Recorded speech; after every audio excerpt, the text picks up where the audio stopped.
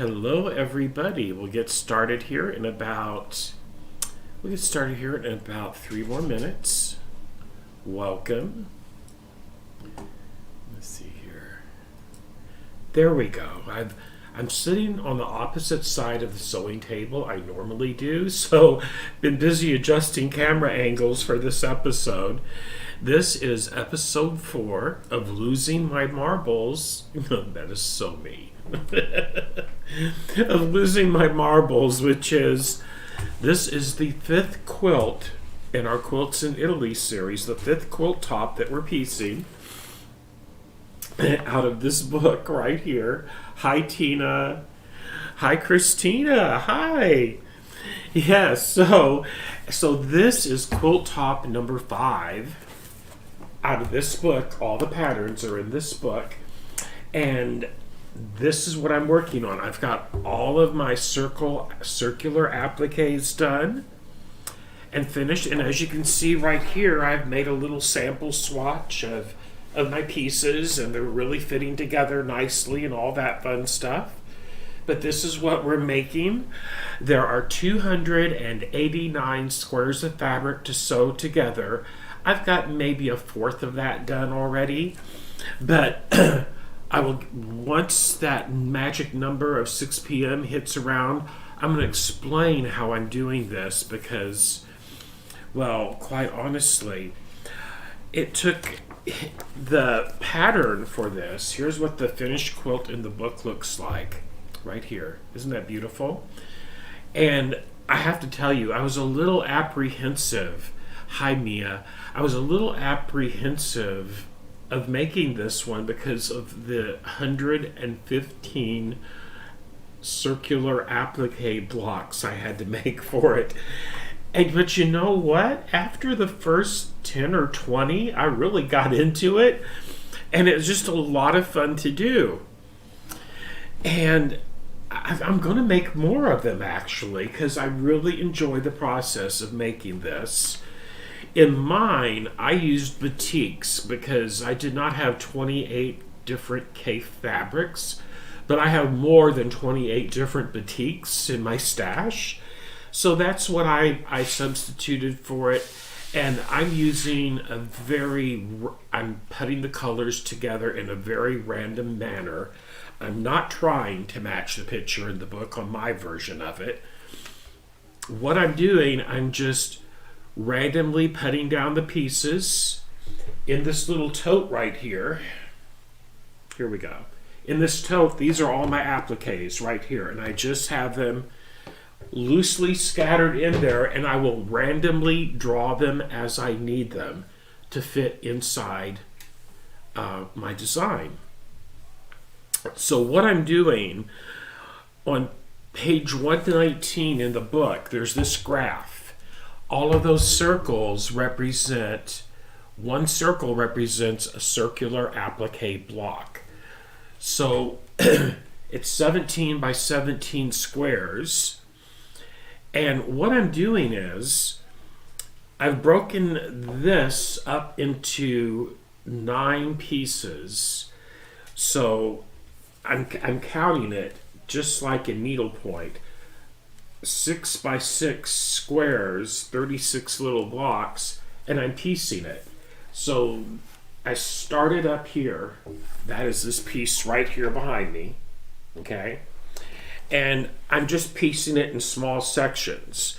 I'm going to start here on camera, and I'll do 6 by 6, 6 by 6, and then 6 by 5. And that will give me 17 rows vertically going down the front of the quilt. And then on the last set, anyway, I will end up with 17 squares by 17 squares. In the book, the directions call to cut 4-inch squares of fabric and then do a 2.5-inch circular applique in the center of 115 of those. So what I did, because you know me, I have to change things up sometimes. What I did, I cut 5-inch squares or 5-inch charm squares out of my batiks simply because I like using that size, and any leftovers I can use in another quilt. But anyway, it also increases the finished size of the quilt top from 60 by 60 inches up to about 82 by 82 inches is what it will finish at. And it'll just make a very nice, lovely finished quilt. All excited to get this one done. I'm going to get as far as I can tonight. I'm going to be on here for 2 hours anyway.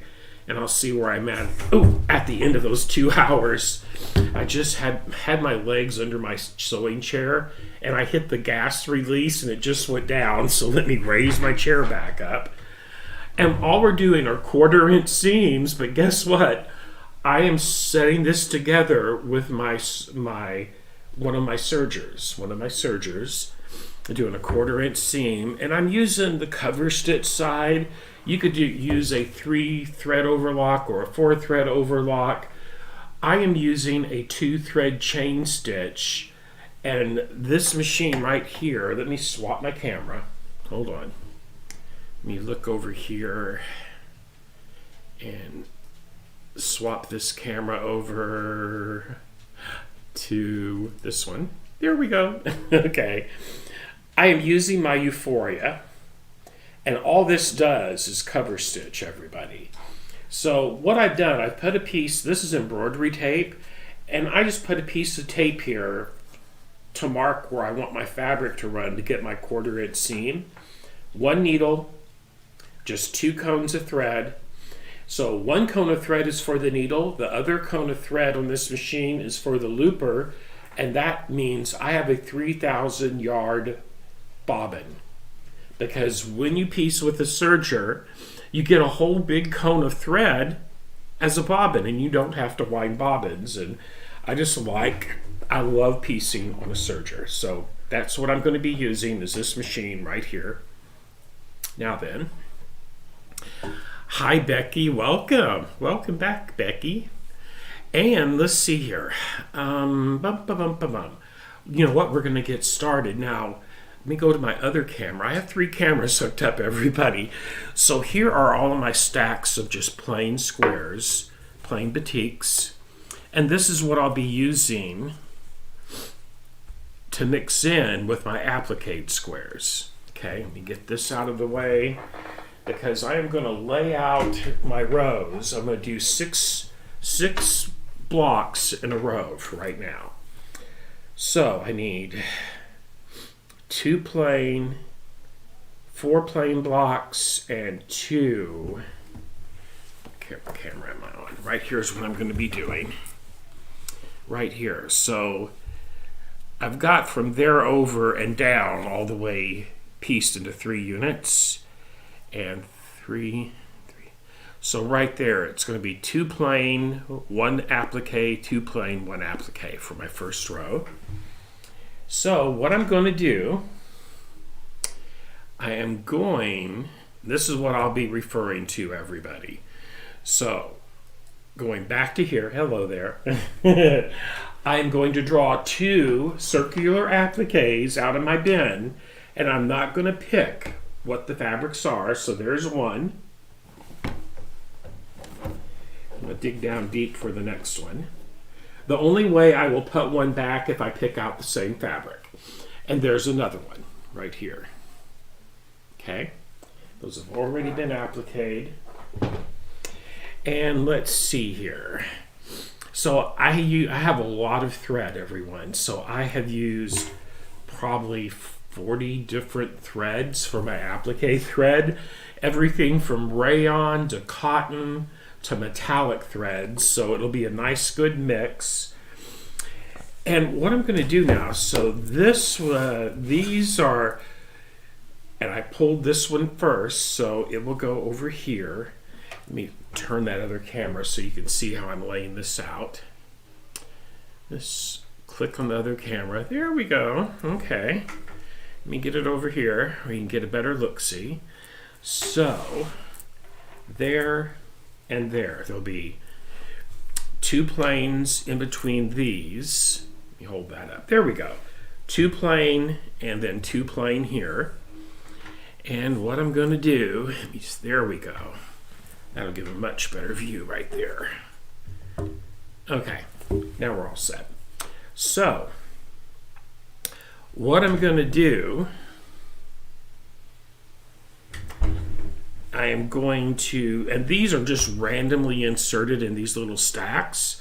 So I'm going to take one fabric right off the top and lay it right there. And then I have what I call a random pile. So I'll put that, these were cut two layers of the same fabric together. So I'll go over there, and then this one can go here. And then from the bottom, I'll pull two more. 1 and 2. Right there, and that's how they're going to go together. That is 6 squares of fabric. And I'm just going to sew those together in a row. And how I would number this is to be 1, 2, 3, 4, 5, 6, okay? So I'm just going to sew these all together in a row, and I'm going to piece 6 rows, and then I will sew the rows together, and that'll be one of my 9 units complete. And let me swap my camera. Excuse me. There we go. Okay. Let me get in a little closer. Oops. Here we go. Okay.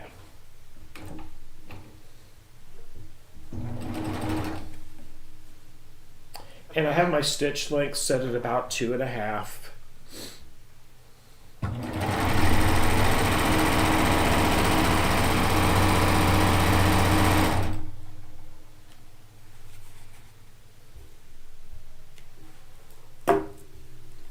You can see, and there we go. It's all set together, nice and neat. See that thread on there? This thread here is some King Tut 100% cotton quilting thread is what that was. Then this one, I'm sewing them in the order that I laid them out, because each row will be completely different, everybody.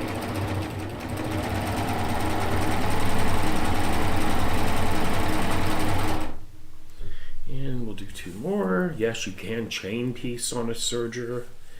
It's just really super easy. One reason I like to piece on a serger, the feed dogs are twice the size of those on a sewing machine, so you get much better fabric control. Hi, Tracy.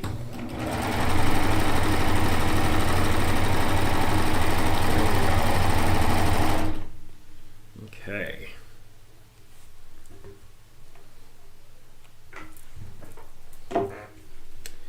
And we'll sew those 2 together.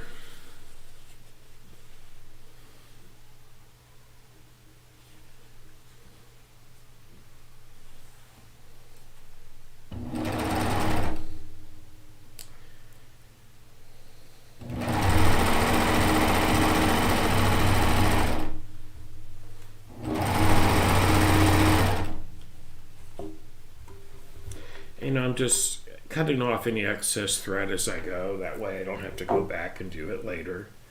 Actually, that way I don't forget about it, because I've done that before as well. Okay.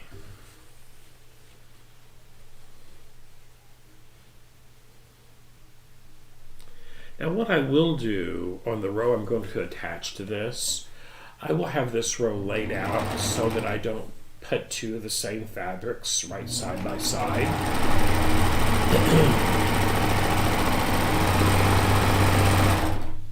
Because this is supposed to have a very scrappy look to it. There we go. There's one row done right there. Okay. As you can see, back that up. Oops, wrong way. There we go. There we go. Now you can see what I've got done right there. Okay. So now I'm going to set out the next row, and I'm going to look at this. I've only got one circular applique in the number 6 position. The rest are plain blocks. So I'm just going to draw a circular applique out of my tote. Blindly draw one. There it is. That will go right there, and then I'm going to lay down 5 squares right below my previous row. Let's see here. Okay.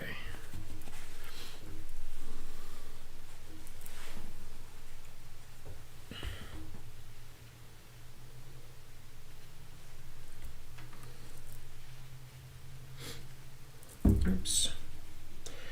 That one I'll have to get up off of the floor. This is a beautiful batik right here. It's got beautiful shades of rich chocolate brown in it. I love that one. Lovey-dovey that one. Grab this. There we go. Come here, you. They like to stick together sometimes. Okay, there. And there.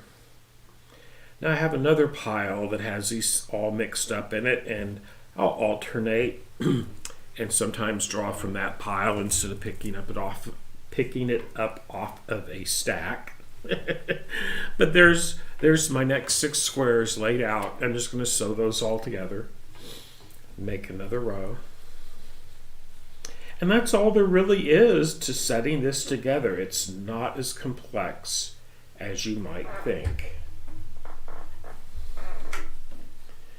You could group all the light colors together and piece them so that they're color grouped throughout the quilt together.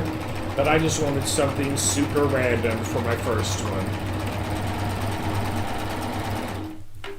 Notice I did say first one. I will be making more of these because I really like doing it. It was a lot of fun.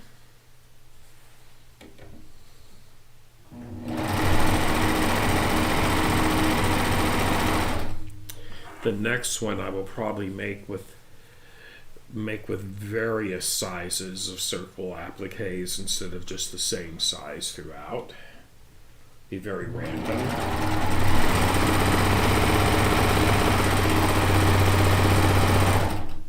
There we go.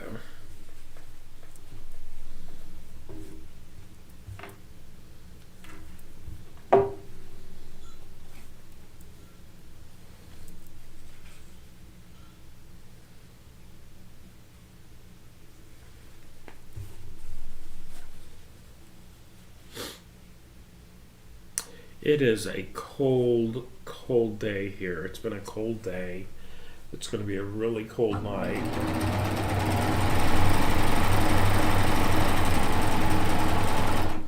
They are predicting we're going to have a very white Christmas this year, here where I live. And, I mean, we're supposed to get snow beginning on the 23rd and snow through Christmas, so yay.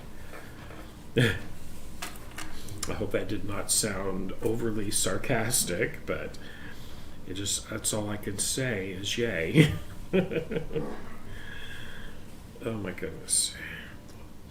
I don't mind the snow as long as it's not the ice to go with it. I'll drive on snow.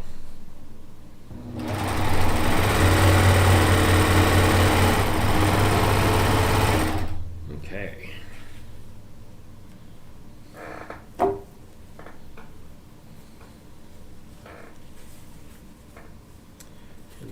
We'll go right there, like that one there. Okay. So next row, 1, 3, and 2, 4, and 6 have circles. 2, 4, and 6 have circles on the next one. So I need 3 circular appliques out of my tote. 1, 2, and 3. There's my 3, and it was 2, 4, and 6. Nope, yes, 2, 4, 6. Okay, so we go here, here, and down here. Okay. And we'll pick some from a different stack. I have 4 different stacks of these. Let's see here. Haven't done that one yet. Let's do this one. I'll just need 3. So 1. There we go. That one had a little bit of a wrinkle in it. 1, 2,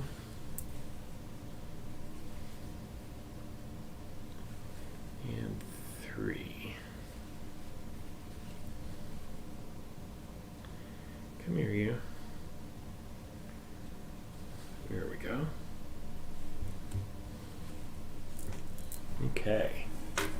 So that one's ready. I'm going to go ahead and lay out, that'll be my 3rd row. I'm going to lay out my 4th row also.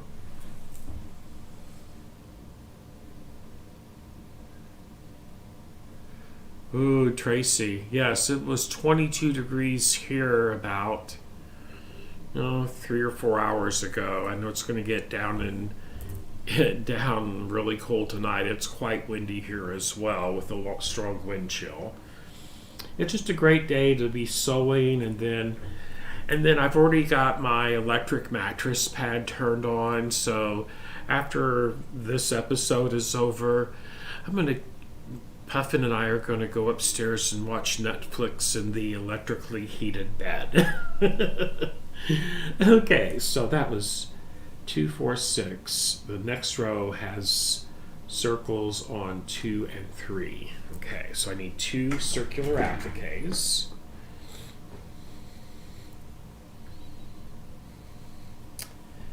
Two, 3. Come here, you. There we go. 2 and 3. Now here's one that has metallic thread. Check it out. You can see that sparkle. The stitch I used here for applique is called the rick-rack stitch on my machine. And what that does, it's a zigzag, but it does 3 stitches right on top, and then each leg has 3 stitches on top of each other. Really, it's going to look awesome. So next I need to do, what have I not used yet? I haven't used this one yet. So this one's going to have a lot of blue. This one's going to have a lot of blue in it. It's okay. So there's that one. Then that's 3. I need 3 more. So I have to make sure I don't repeat this fabric or this fabric close to any of the others here. There's that. And that one. And this one. Right here. This is a bright blue. That'll work. Right there. Okay. Then I'm just going to get these 2 sewn together. That'll be 4. Then I'll have 2 more rows to piece, and then I can sew the rows together for this unit.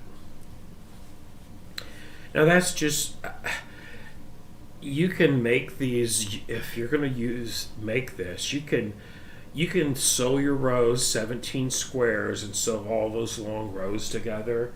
I like breaking it up. It just seems like and it doesn't take any longer. If you make the rows, each one 17 squares, it's just easier to lay out if you do it in sections.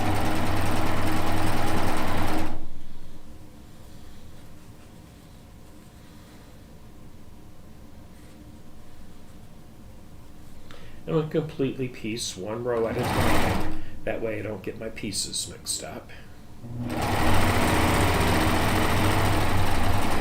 Because I will tell you, serendipity caused me to lay these down there in this particular order.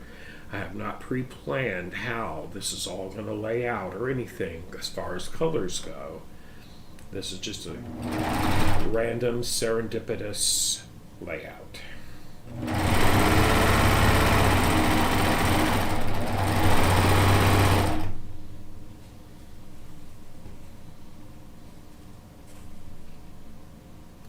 So this stitch that I'm using here, check it out. Even though that's a serger machine, the cover stitch serger, that looks like it's just a regular straight stitch like any sewing machine will do. But on the back of it, it makes this locking chain stitch. Very strong. This is the stitch that garment companies use to sew blue jeans with. This is what is used to make blue jeans. And it's a very strong stitch. You don't have to backtrack or anything like that at the ends. But it makes a nice, beautiful, strong stitch. Okay. Let's see here. There. I gotta lay them out each time or I will get them all turned every which way. Okay, so there's that. Now let's do these two.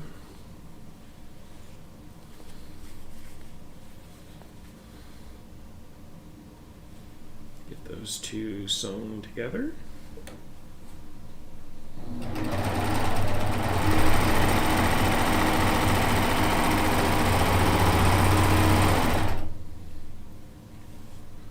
Okay. These will go like that. Just move this over this way a little bit. There we go. There we go.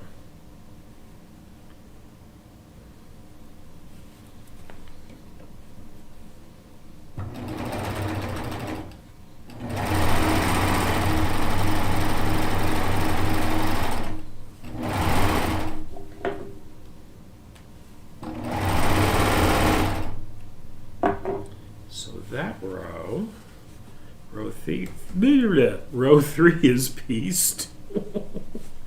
I can't talk tonight. And now we're going to set together row number 4.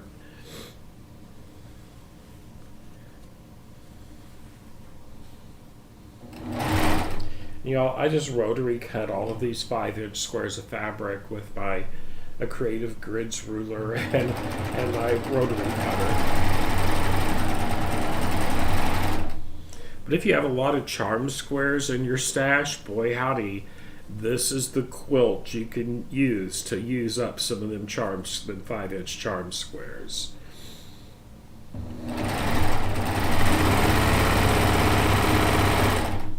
And you can actually make these squares any size that you personally want to. Any size. You could make them 10-inch squares if you wanted to.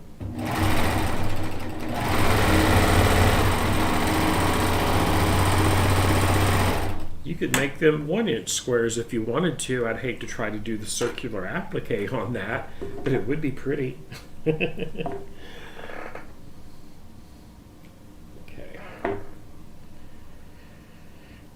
That will go like that.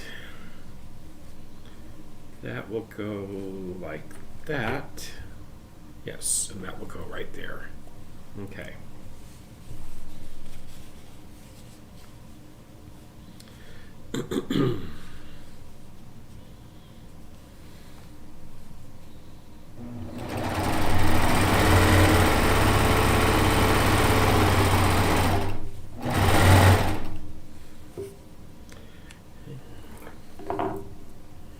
I just keep an empty can beside my machine. Tea bag. This is something that tea bags came in, but I just use it to put all my little thread snips in. It's like a little miniature trash can right beside your machine. Just to keep things nice and tidy. If I don't do that, I'll have those threads all over me and my clothes and blah, blah, blah. So that's how I just try to keep things nice and tidy as I'm going.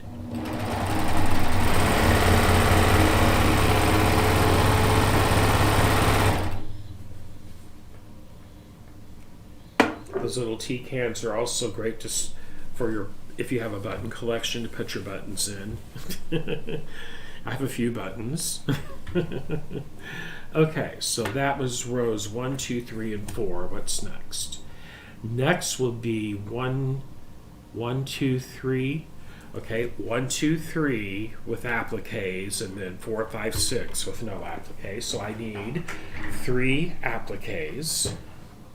And why I have them laid out like this, as I'm pulling them out, I can just make sure I don't have 2 fabrics. That's a pretty one, isn't it?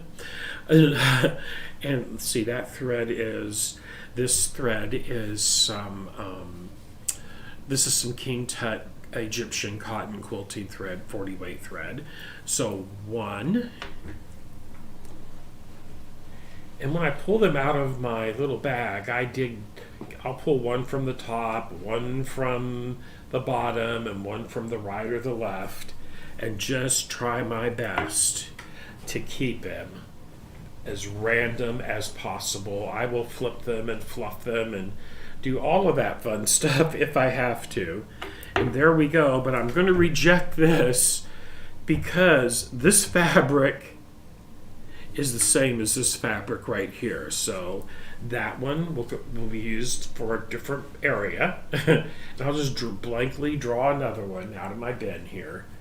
There we go. Well, those 2 are the same, so that won't work. Wait a minute here. Nope, those are different. And there we go. That one, yeah, that works just fine right there. Okay, so now I need 3 blocks for right here. And let's see here. We're going to pull them off of this. Are we? We are. There's 1.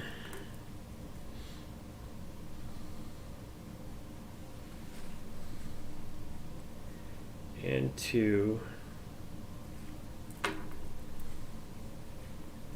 And 3. Right there. Okay. Okay, so these 6 units together. This is row number 5 for this piece that I'm working on. This section. Okay.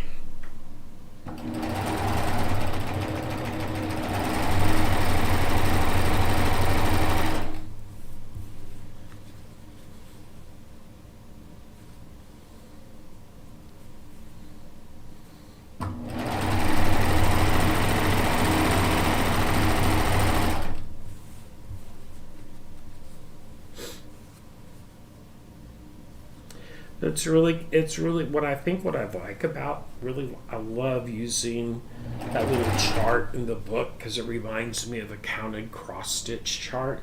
I used to do that years ago. There's just another form of math, and y'all who know me, you know I really like math and all that. But just another way for that little science geek in me to geek out and have a good day. Yes. Okay. And let's see here. That will go there. This one will go here. This one will go right down here. Here we go. You just take your time and lay them out. And you know, when you start sewing them together here, if you think, oh, I'd much rather have it this way, well, guess what? You could do it that way. Do it however you want to that pleases your eye. And just have fun with it. Because in the end, it's only your eye that you have to please. If it looks good to you and it makes you happy, then it's perfect.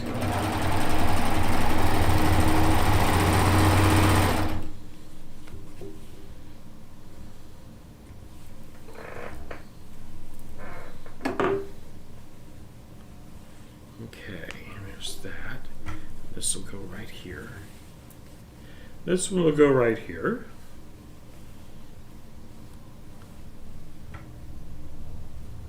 Hi, Lucy. Hi, Mark.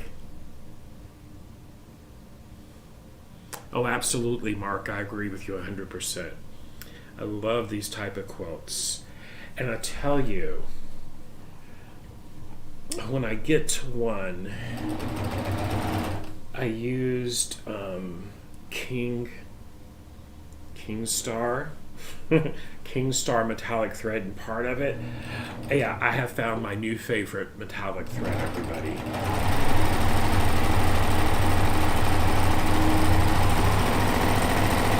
I haven't used it in embroidery yet, but boy howdy, it sure works good doing applique with it. Okay, so there is that right there. Then I just have one more, and since I said that, now it will drive me nuts if I don't. Let me see if I can easily find one of the King Star metallics in here. I made several because I've used a lot of different metallic thread in this one. However, I don't think that is. Just a second. Oh, that's it. That is with King Star metallic thread. This right here is. It is, I don't know how great it looks on camera, but I will tell you in person, it looks like I used jewelry wire and wove it into my fabric. It is so awesome. And I actually got this King Star at Flash Sew and Quilt in Naples, Florida when I was down there. It's awesome thread. I'm gonna have to I only got one color, so now I have to have some of each. It is so awesome.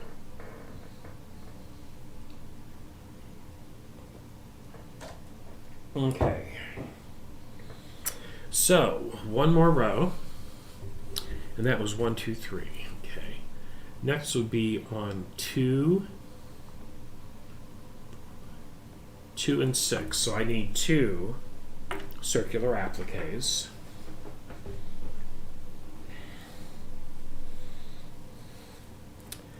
Two, that works, and 6 right down there. And then I'm just going to fill it in. Now I'm going to grab my pile of mismatched ones here, and they're just all mixed up, and I'm just going to lay them out.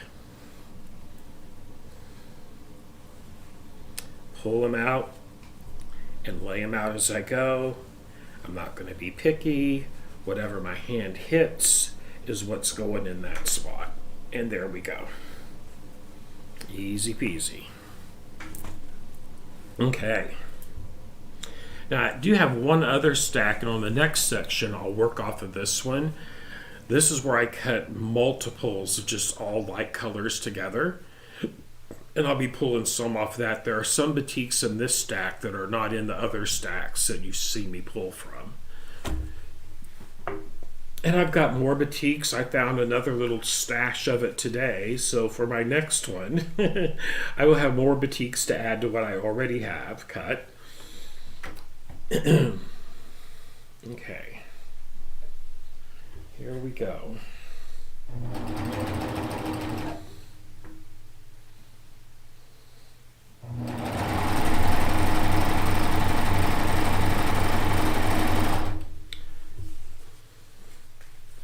All these yummy colors sewn together.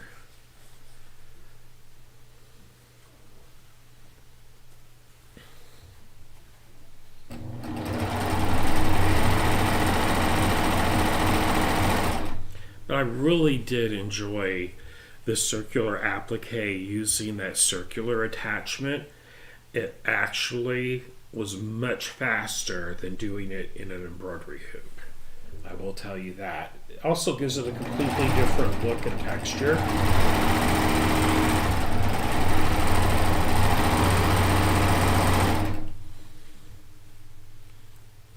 Okay. So it was 2 and 6 where the circles went. There. Let go, you. Might flip that one, I don't know yet. I don't remember which way I had that one. Was it like that? Well, yeah, I like it there, I think. Or like that. Nope, it's going to go right there like that. Okay. So you can always make some little last minute flips.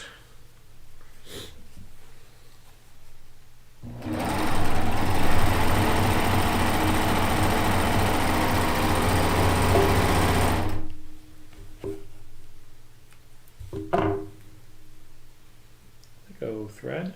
Go in the can. Go in the tea can. Well, that had static to it. It did not want to turn loose.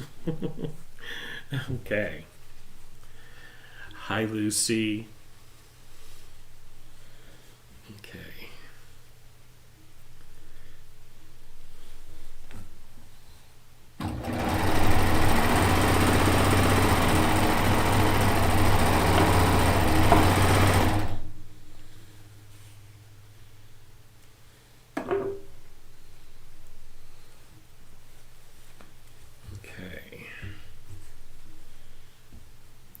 Is that right? I think I just turned that around. Hold on. Yeah, it should have been 2 and 1, 2, 3, 4, 5, 6. Oh, it goes this way. Yeah, I turned it around completely. There we go. 2 and 6. So there's my 6 rows. 1, 2, 3, 4, 5, 6. And now I'm going to sew my rows together. I'm not going to press it yet. I'm going to nest my seams as I feed it through my cover stitch machine, through my Euphoria. And once my quilt top is all done, that is when I will give it a good pressing. Okay. So I'm just going to line up my seam in this upper corner, and I'm just going to start feeding it through.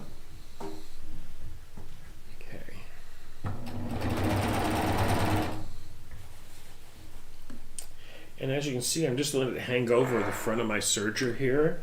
And then I can just line up the seam, nest the seams, hold my finger right there and just feed it right on through, and it's perfectly nested.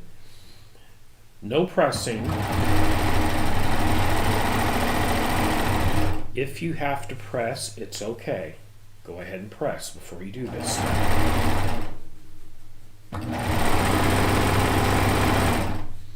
But as long as you maintain a consistent seam, and that counts true whether you're piecing on a sewing machine or a serger or whatever,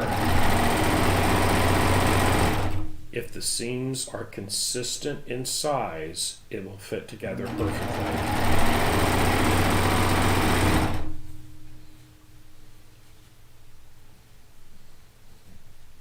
There we go.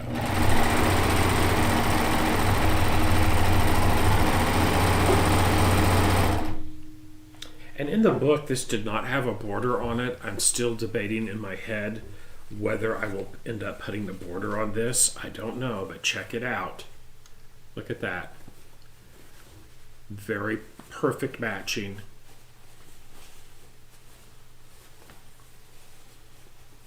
There we go. Easy peasy. Then I'll just lay it out.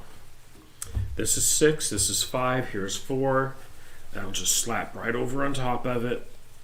And then when I pull it up, I like the largest amount of piecing to be on the bottom and my noose strip or row that I'm attaching to be on top. It feeds easier and it doesn't pull to one side as bad by doing it like that. That's what I've discovered over the years. Okay.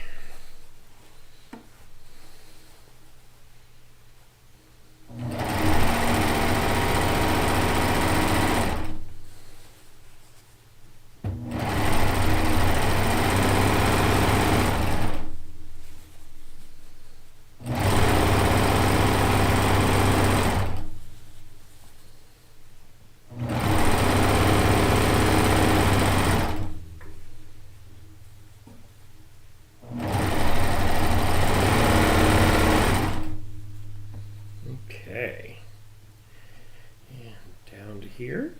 I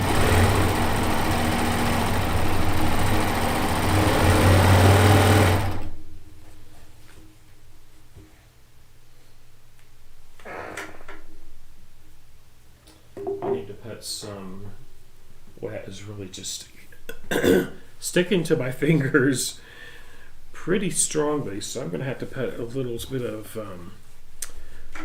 my finger moisturizer on to make that stop. There we go. There's that.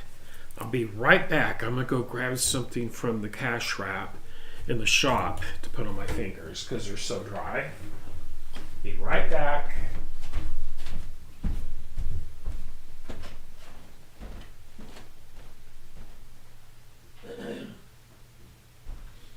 Okay.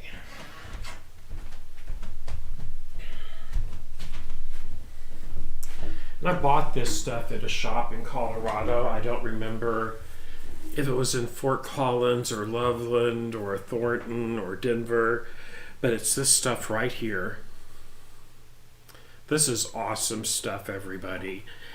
And if your fingers get dry, and they will if you handle a lot of fabric, but what it is, it's a lavender scented, it has the texture of beeswax, and you just rub your fingertips on it and on the both sides, and that just alleviates that. It will not stain the fabric, and it smells lovely. Yum, yum, yum. Good stuff. And as you can see, I've had this for at least 4 years, and there's still a lot of it there. So it's called Lavish Shea. It's got shea butter in it. Shea butter and coconut oil is what's in it. Can't recommend that enough. Okay, so that feels so much better. Now I shouldn't get those threads electrically sticking to my fingertips now. So now we're going to put on the next row.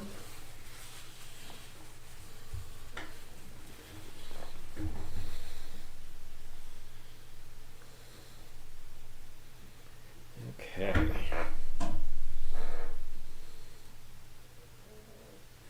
Let's get this on there better. Puffy, I hear you snoring over there. Yeah. He's in his little couch snoozing. On his little doggy couch. He must be dreaming about chasing squirrels.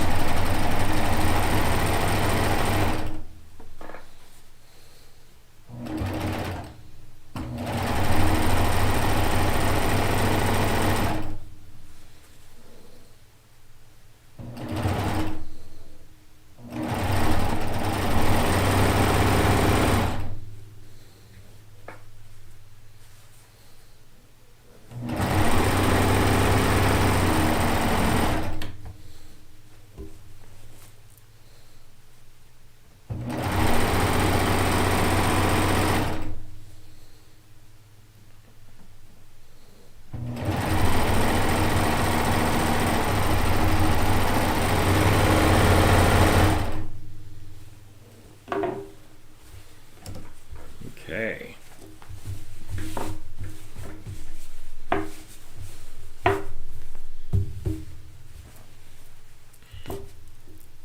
And then this one.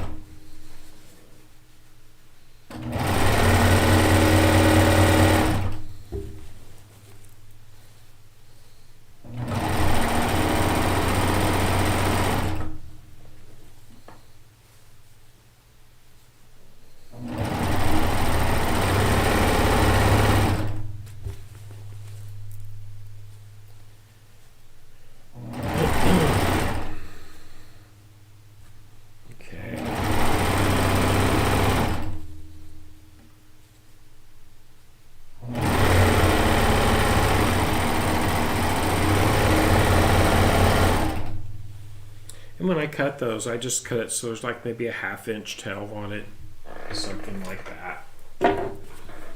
I did find, I started out with like a Dove Grace thread in it, and with these jewel tone batiks and all, yeah, I swapped to black because on that very first couple of rows, when I did this, I could see the stitching a little bit, you know, as when you press it and everything, but put it under tension so the black doesn't show show up like that. And so I'm using nothing but black thread.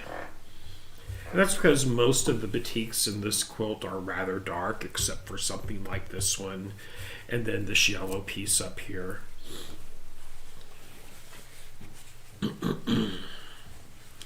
There we go. There is. When I get this sewn on, that is actually 36 of these little 5-inch blocks all sewn together.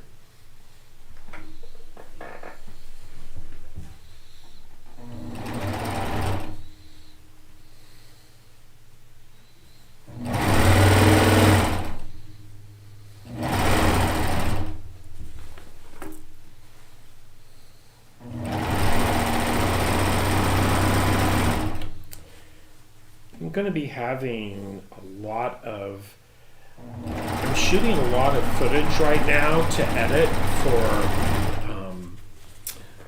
for videos for the channel. And what I have found is this. It's easy to do something like what I'm doing right now live because of where the space is that I do it in. But the reason I haven't had a lot of long arm quilting videos, the way the shop is set up, it's not easy to get all the networking cables into the area where my long arm is. That is coming though. I am filming and keep an eye out for a lot of long arm quilting videos. I have spinning videos coming up. I've started spinning yarn again. I'll have some videos on that.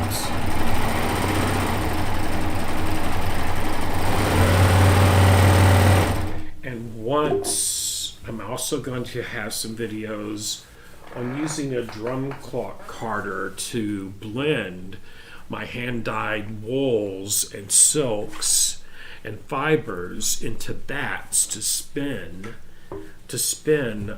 my yarn from. I'll also, in January, I'm going to start dyeing wool again, my roving, my spinning wool, and I'll be having some videos on how I do that as well. So there'll be a lot of things coming. Okay, so there's that piece. It's 6 blocks wide, 6 rows long. And there you can see, let me just back this up a little bit. Oops, wrong way. That's not backing it up, Richard. But that is. There you can see that. So that was the top up here. I'm going to piece another section this exact same size. But when it's done, it will attach to this row, last row that I just finished. So what I'm going to do, I'm going to take this one and fold it in half. Excuse me. I'm going to bring my book down this way a little closer. And I'm going to just fold that in half and push it right up there. Now I'm going to build my next rows coming down, and this is the last row that I pieced right here. So this is where I will build off of to lay out my fabrics with. So that being said, let me get a sip of my coffee here.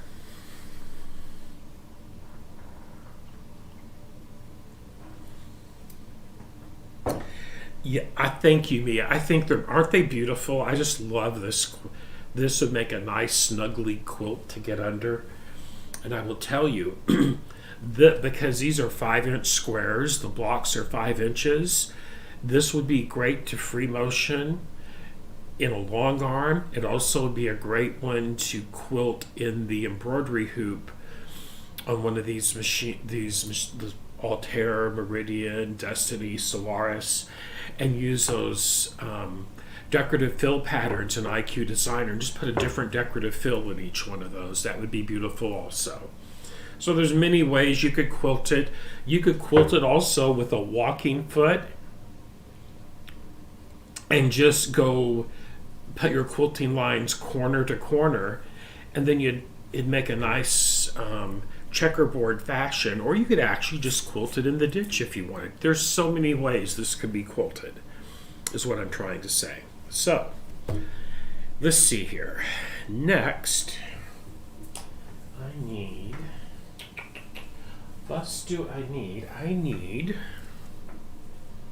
Okay. I'm going to use that as kind of like a bookmarky thing. So I did 1, 2, right there, down to right there, and right there. Hold on a minute. Hold on a minute here.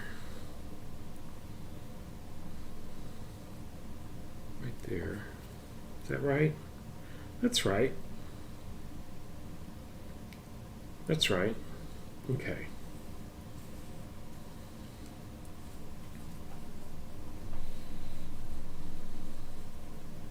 There we go. Is that right? 11, 12.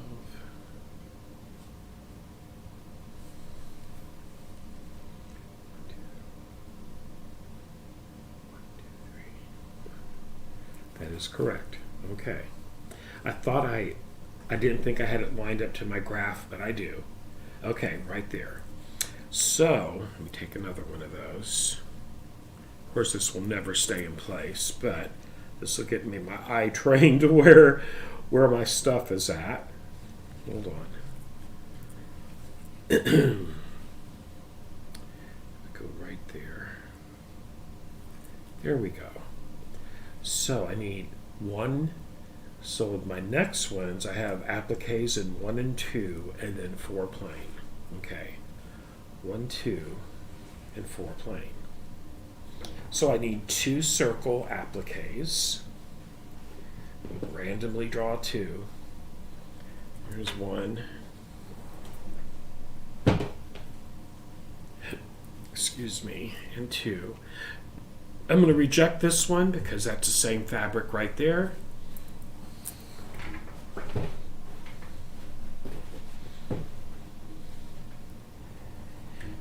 That will work just fine. There's 1 and 2.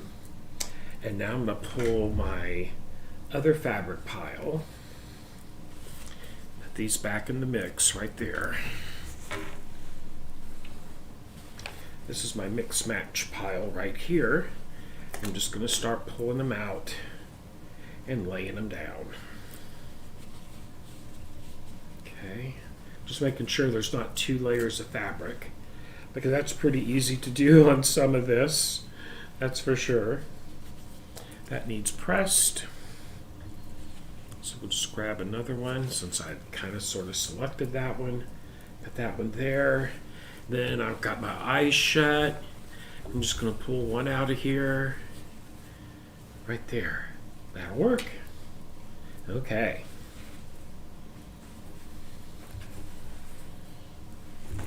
Just trying to be as random as possible when I do this. And I'm going to go ahead and lay out one more though. So, there would be number 8. 1, 2, 3, 4. So I'll have 2 circular appliques in spot 3 and 4. 3 and 4. So that means I need 2 more appliques.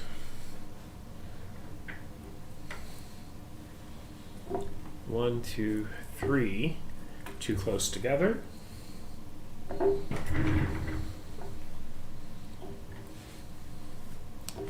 3, that works. 1 more, go right beside it. And 4, that works. Okay.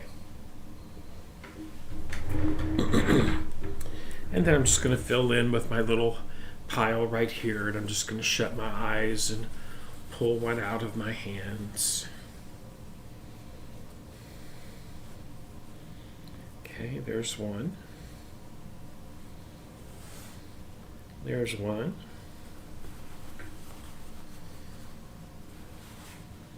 There's one. And there's one. Okay.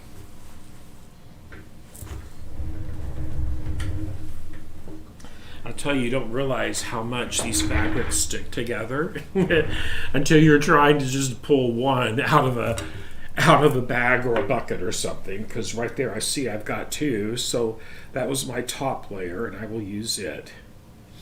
Put that right back down there. There we go. Okay, so I have 2 rows here ready to sew together. Excuse me. We're just gonna, once again, sew them down. A great thing about batiks, for the most part, in general, there is no wrong or right side, so it really works out well.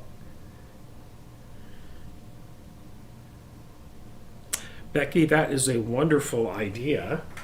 I do have sticky notes somewhere. That's the only problem. It has been so busy. It's almost time for the dreaded holiday cleaning. After the holidays are over, I will be able to find everything or anything I want to find for about 2 weeks. That's about how long it'll last. But it's all good.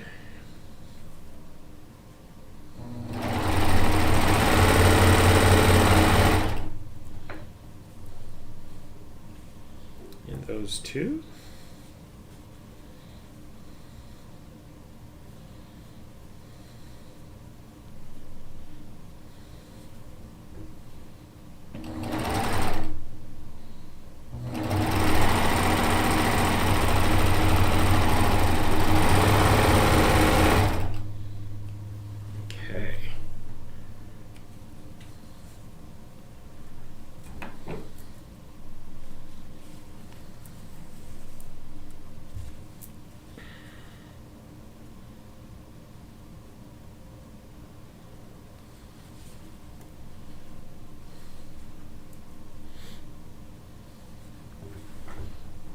There we go.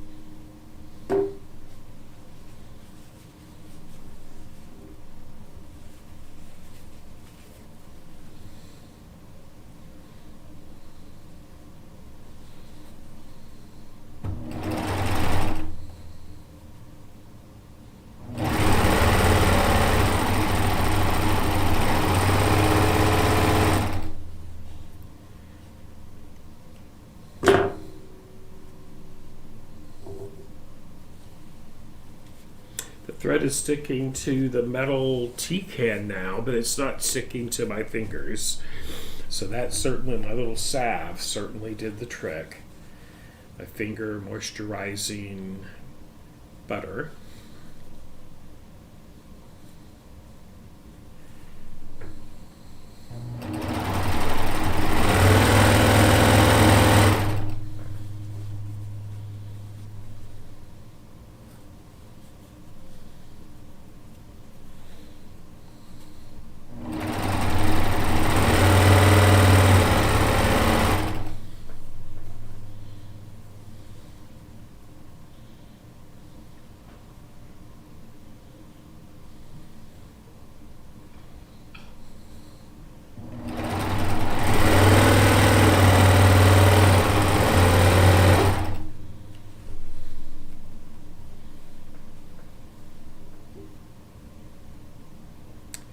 Get these laid out here and stitch them back down, move them all around.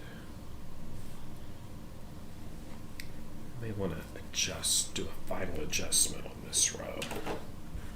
Let's see here. Like that better.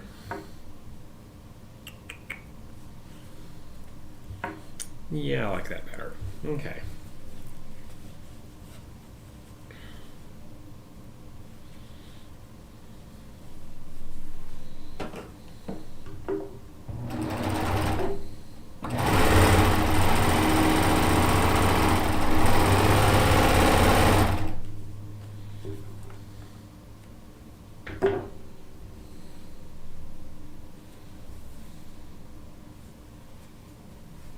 There we go.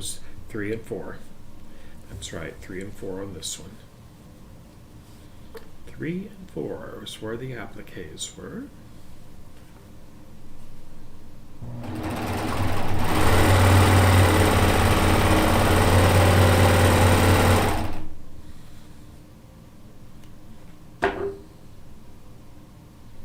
Alrighty.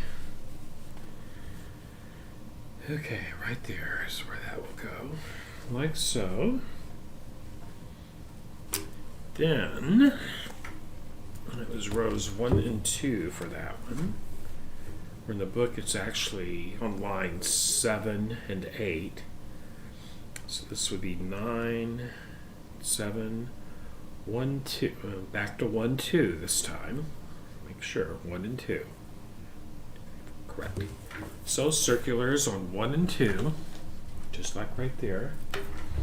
2 random appliques.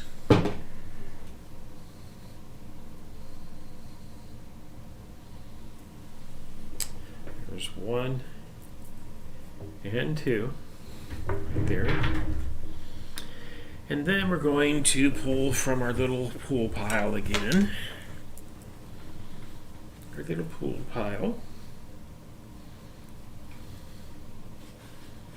Here we go. I really like that one there. That's a pretty batik. Look at that. Isn't that pretty? Love that one. And that. And that. And this one. And this one right here. Is that 2 pieces? I think it is. Come on, you. There we go. Right there. Okay.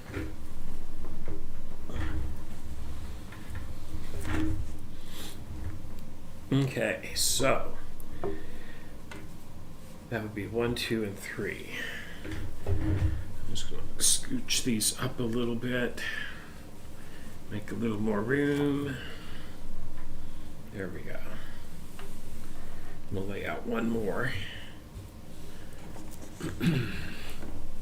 So that was 7, 8, 9.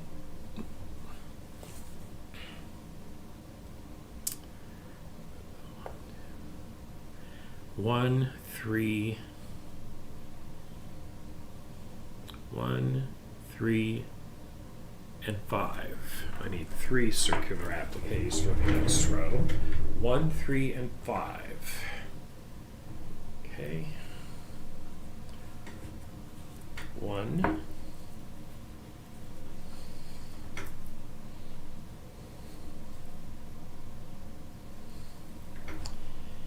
Come on. Come on. I'm drawing some that match too close to the previous row. There we go. 3. No. Let's do a different one here. There we go. No.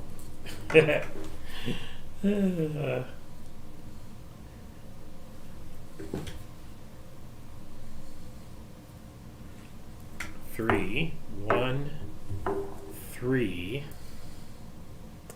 and 5 right there. Okay.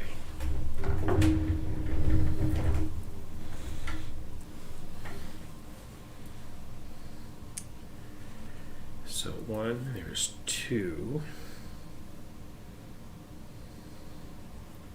2, 4, and 6. Right there. 2, 4, and 6. Okay, so that'll give me that will give me 1, 2, 3, and 4. Okay.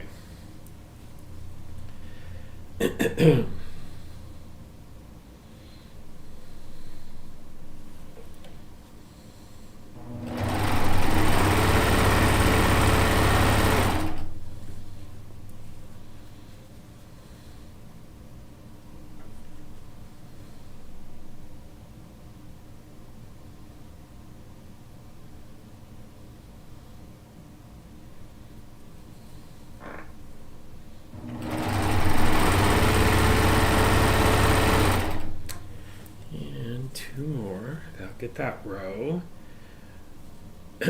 set together in groups of 2. Let's see.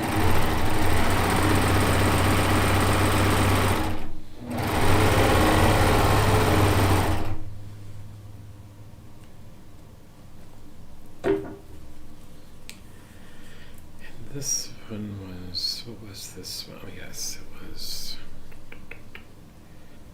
that,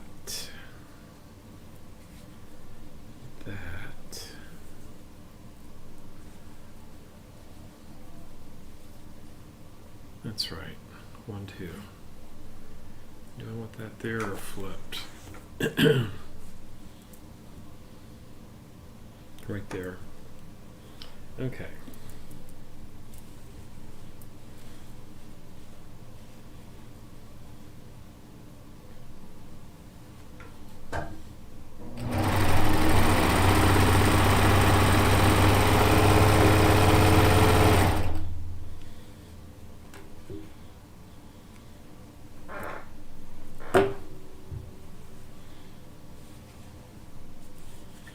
Very nice. Alrighty. The great thing about batiks, everybody, some of these batiks you're looking at, I've had some of these in my stash for probably 10 years. And the great thing about batiks, they never go out of style. New batiks will mix and match with them perfectly.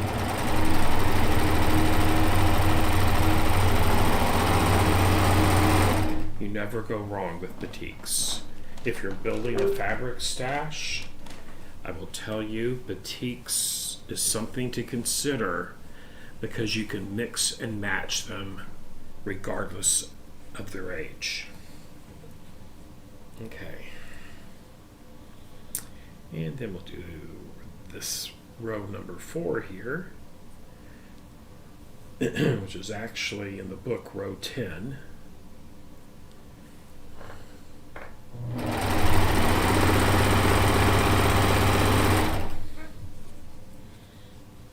Beautiful Kaffe-inspired pattern, Kaffe-inspired quilt here.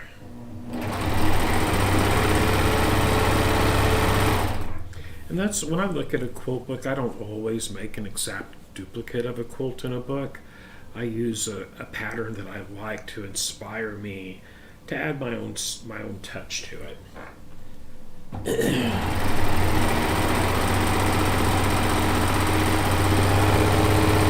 And I do love his books because they are full of inspiration and ideas. Okay. So this one was, that was just fun. That would go there. Yes, 1, 3, and 5. Okay. 1, 3, and 5 right there like that. When I'm saying those numbers like 1, 3, and 5, that's where the position for the circle appliques are, everybody.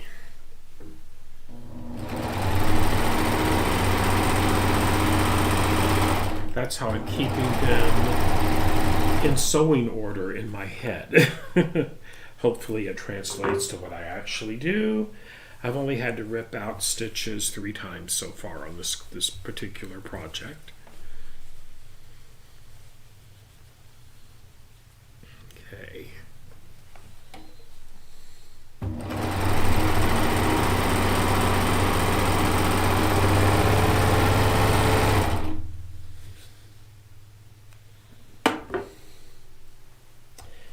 Alrighty. Then I just have 2 more rows to lay out. I get a drink of my coffee here. Excuse me.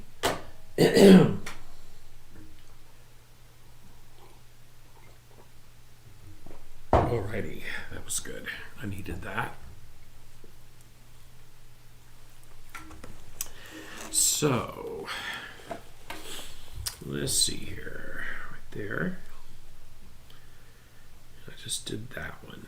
So this circle appliques are in positions 4 and 6 on this row. 4 and 6. That means I need 2 circular appliques. 4. Ooh, there's some pretty silver metallic thread. Look at that. That is just shiny like silver, sterling silver wire. 1, 2, 3, 4.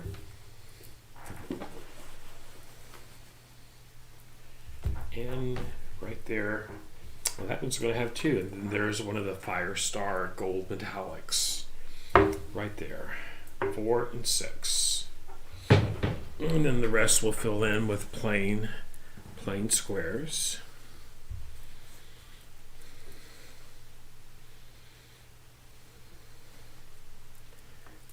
2.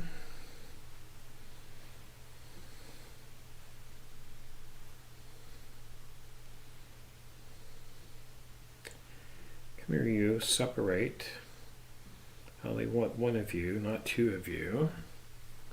Right there. Right there. There, you. Come here, you. You're going in that last spot. Right there. Okay. 2, 3, 4, 5. Yep, 6. And then I have 1 more row to lay out, and I'll have my 6 rows. So that was 4 and 6. Okay. 4 and 6. So this one would be 2, 3, 4. 3. I need 3 in positions 2, 3, and 4. Okay. 2. No. Just no. That'll work. 2.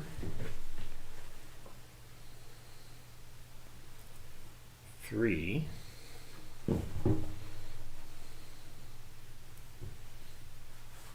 And 4 right there. And plain squares in 1, 5, and 6. And when I say plain, I mean squares that do not have applique on them.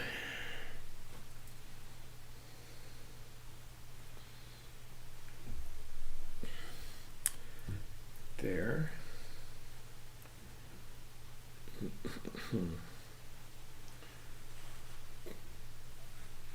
There. Wait, is that the same fabric? Yes, it is. No, you cannot go there. I have to find someone else to play there. Oh, this one will work. Right there. There we go. And then 1 more. Just mix that little stack up a little bit better. There we go. And that will go right there. Okay. Now we can sew these together. Get our rows sewn together.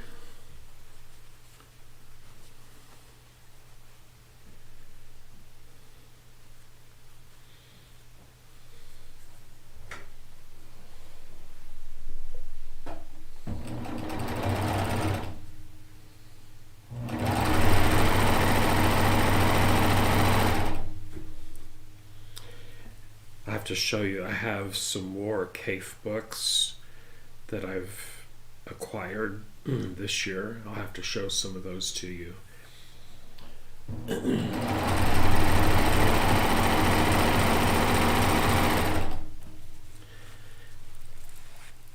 They're all so colorful. I just love this. It's like a coffee table book. They're a nice book if you were in something just to look at and be inspired.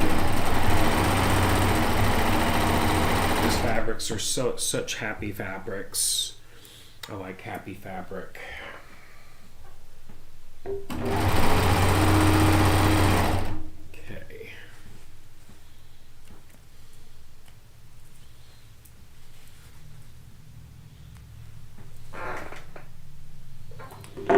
Okay, so that was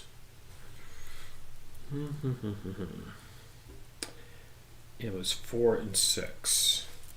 Yes, 4 and 6 right there.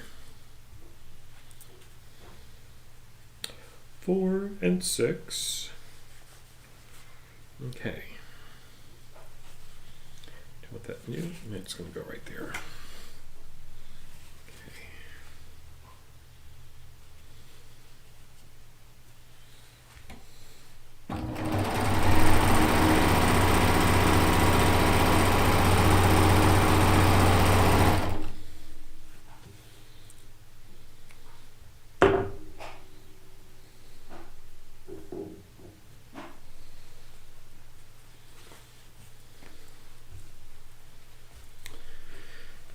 I was actually I went to a quilter's house today and gave some long arm lessons. She's really coming along nicely with her long arm. Teaching her how to free motion.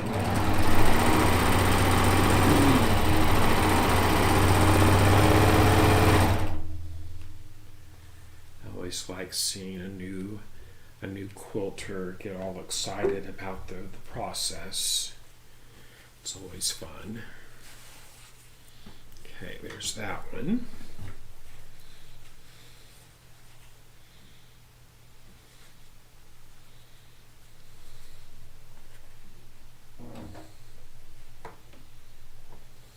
There you go.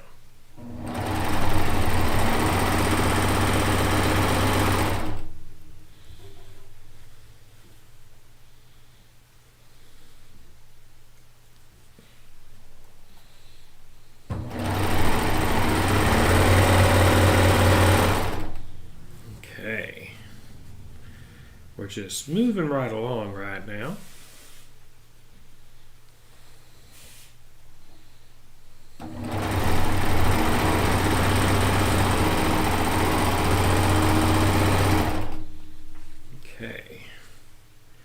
Clip and clip and clip. And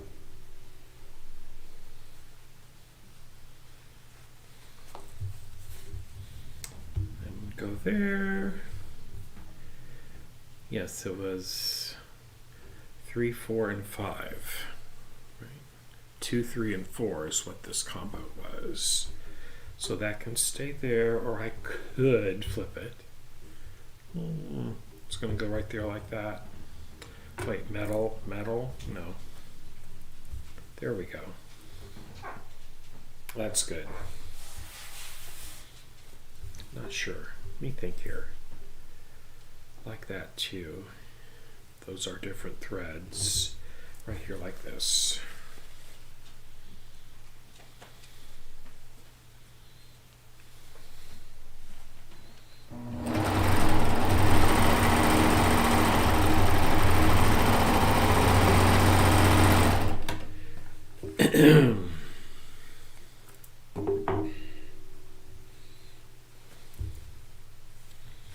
There we go. You'll go right there.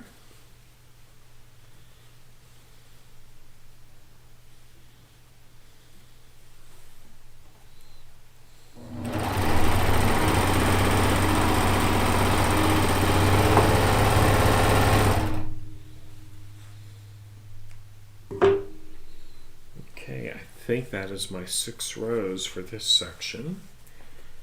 Okay, those will go right there. 1, 2, 3, 4, 5, 6. It is. Now I can sew those together. Hold on just a second, everybody. Okay. Excuse me. Let me get me some coffee here. Hoo-hoo. And let's see something here.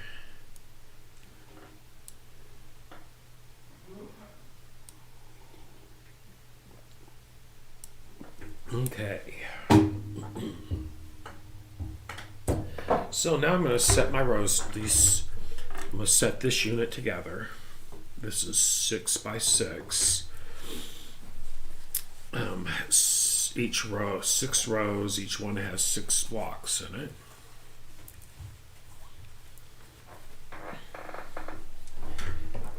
I'm just going to nest my seams as I go.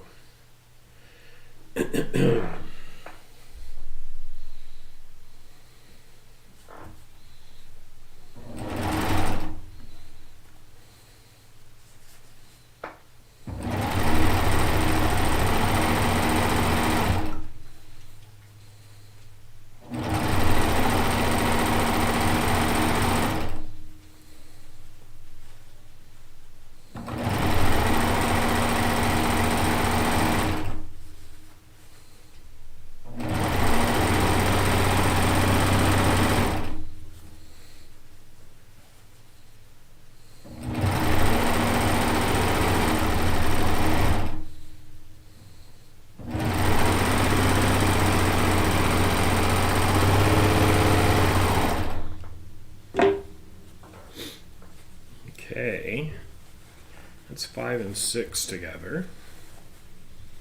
Okay, that's right there.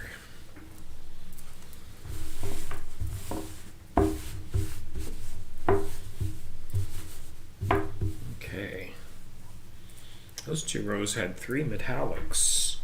There, there, and there. Those 2, these 2 right here had, that is King Tut cotton thread for the applique.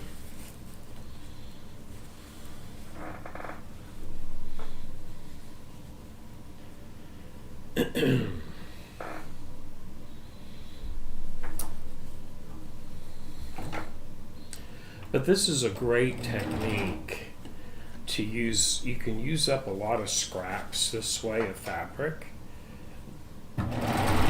because when I'm cutting fabric and I have leftover that's less than a yard, usually I will cut it up into either 2.5-inch strips or 5 or 10-inch squares of fabric. And I don't mind cutting them into 10-inch size charm squares, because 4, you can get 4 of these 5x5 squares out of one 10-inch square of fabric. So if you're not sure if you're going to use the charm squares, the 5-inch squares of fabric, cut them into 10 inches, because you can always convert them into 5 inches if you need to. Hope that made sense. Guess what I'm saying is this: if you cut them in 10-inch squares, layer cake size, you can always cut them down to 5-inch charm square size if you need to. You cannot take a 5-inch square and have it go back into a 10-inch square now. So just gives you some versatility.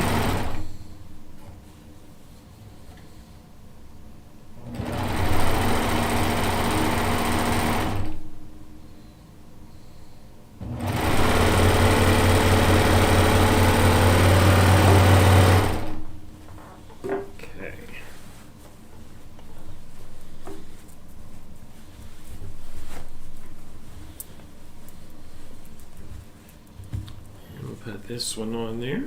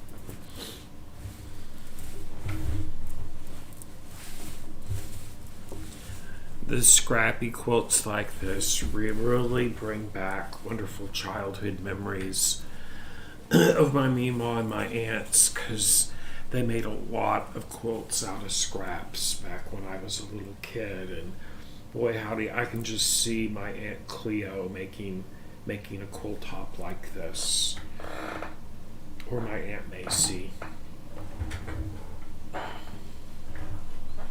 They did all hand piecing, everybody. Oh my gosh, they were so talented. And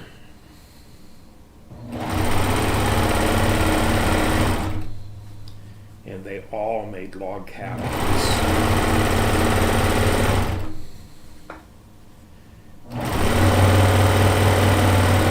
I mean, that's what old clothing was tore into strips to make bed quilts out of. They'd tear old clothing into strips of fabric to make hand sew log cabin blocks.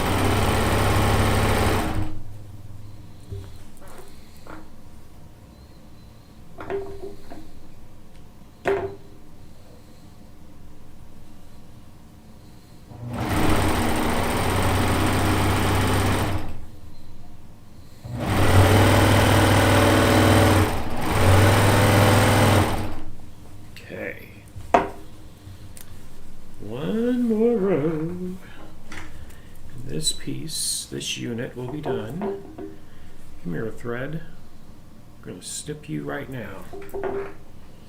Okay, and then this one. Go right there.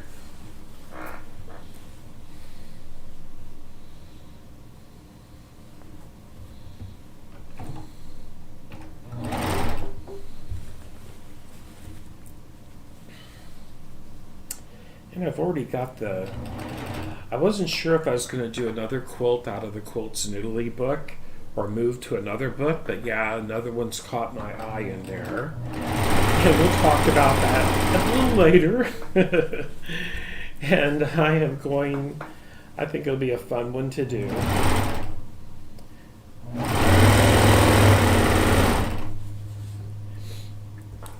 But I can see by the clock, I'm not going to get this done tonight, everybody. We will do another episode tomorrow to finish this one up. But we're not done here yet tonight.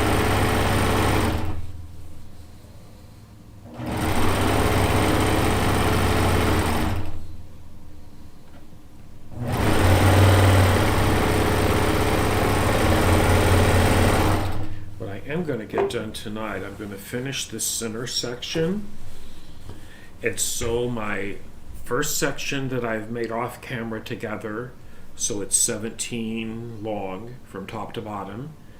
Then this one I'll do the same, and then I'm going to, oopsie, I see something that's not right. That's upside down, isn't it?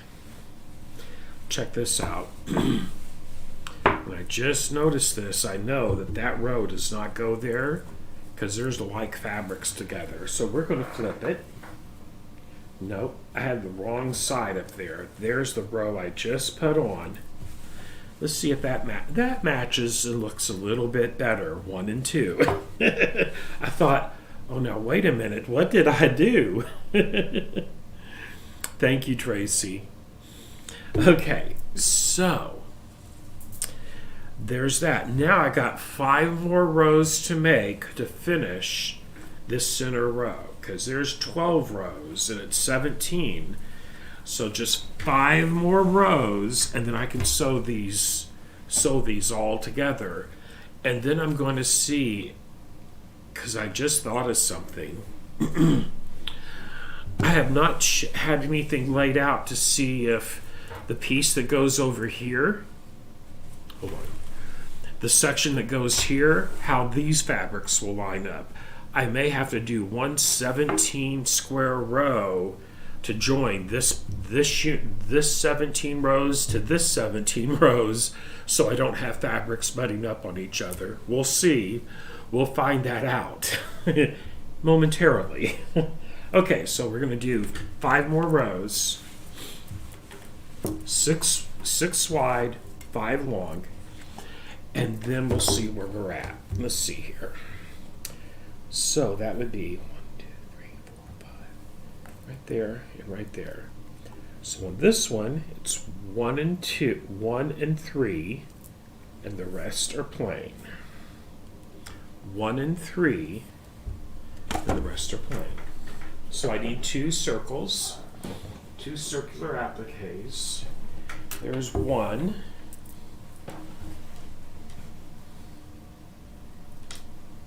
And 3. Nope.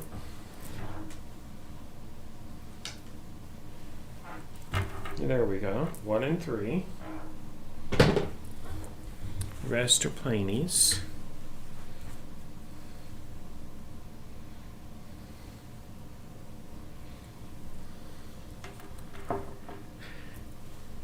Okay.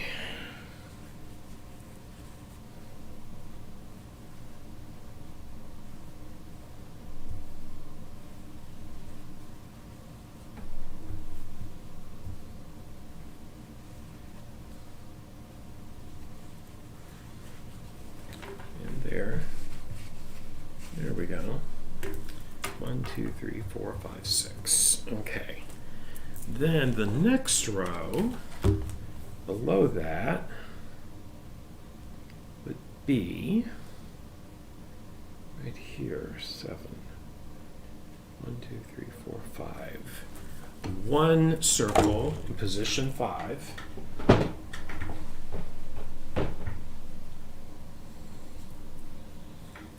Be right there. That works.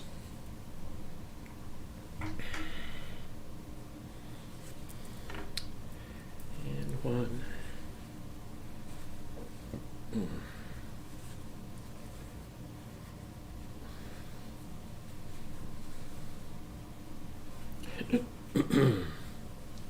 And, excuse me, there's 2.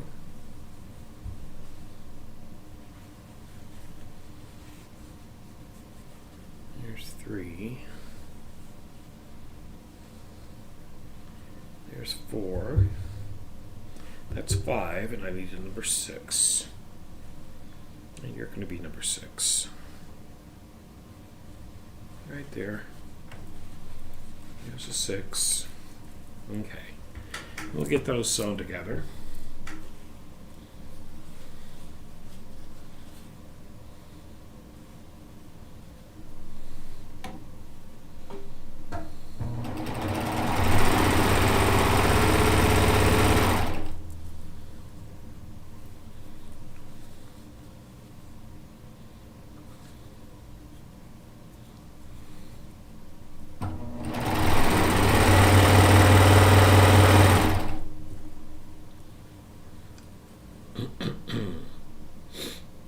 Okay.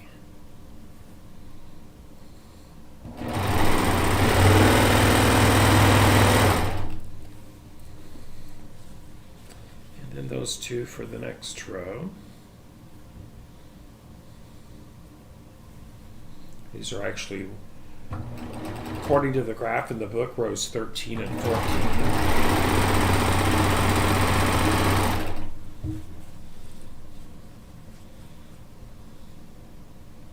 I know I'm feeling froggy. I'm going to do the 2 rows, chain all of it.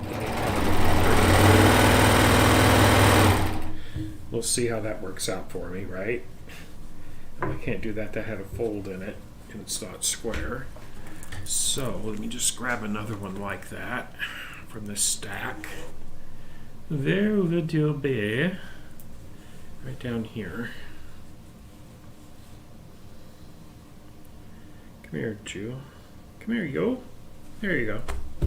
Okay. Right.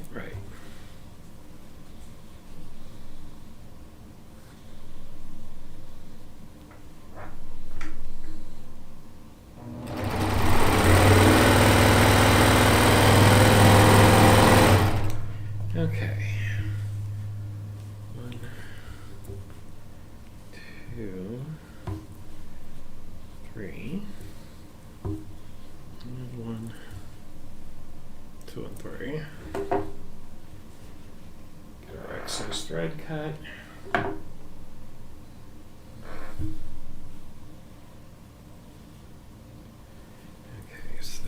there. And I had this at 1 and 3, I think. Yes. I think. That doesn't look right. Hold on. Oh, what did I do? Let's see. You go back to row 13. What were you at? 1 and 3. Yes, that was correct. 1 and 3. So that will go right there like so. And I remember this was just at number 5, so that's easy to remember. Easier to remember.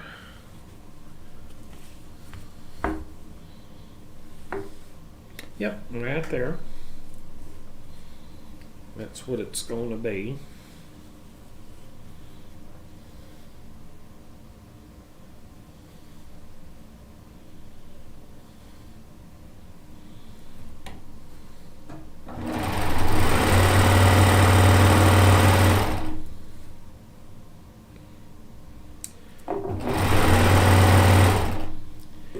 Could have risked getting a bunch of those mixed up because it'll drive me nuts, and we don't want that.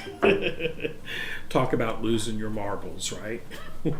I got my quilt pieces mixed up, and it made me lose my marbles. I had to crawl around on the floor to find them. Oh my goodness.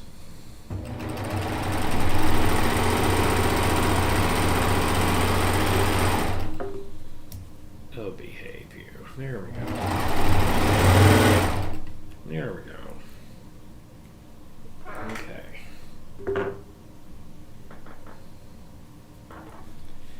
Okay, so there's a row. 1 and 3. There we go. And then we just had a circle applique in spot number 5 on this row.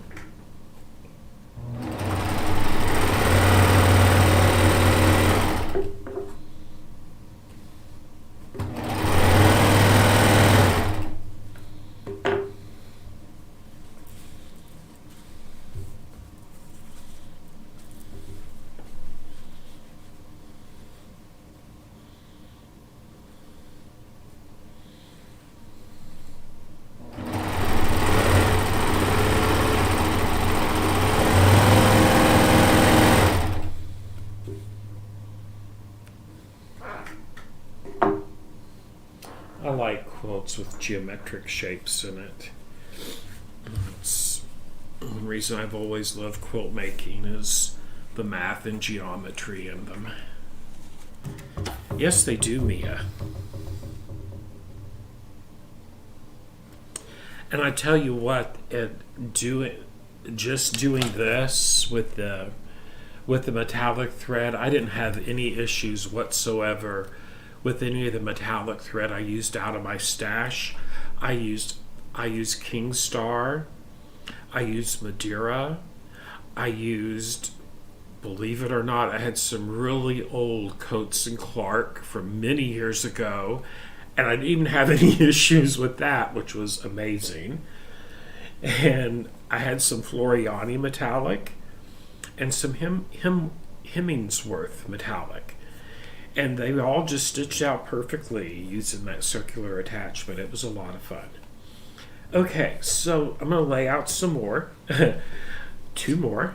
Because this one's only going to have 5 rows instead of 6 rows like the other 2 up there. So, row 15, right there, I need 1, 4, and 6. 1, 4, and 6. So I need 3 appliques. 1, 4, and 6. So there's 1.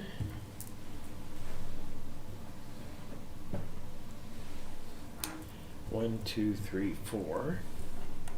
6 will go right there.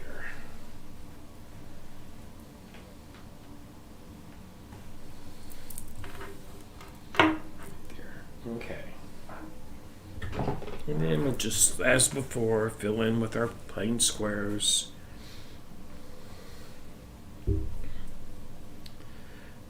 Excuse me.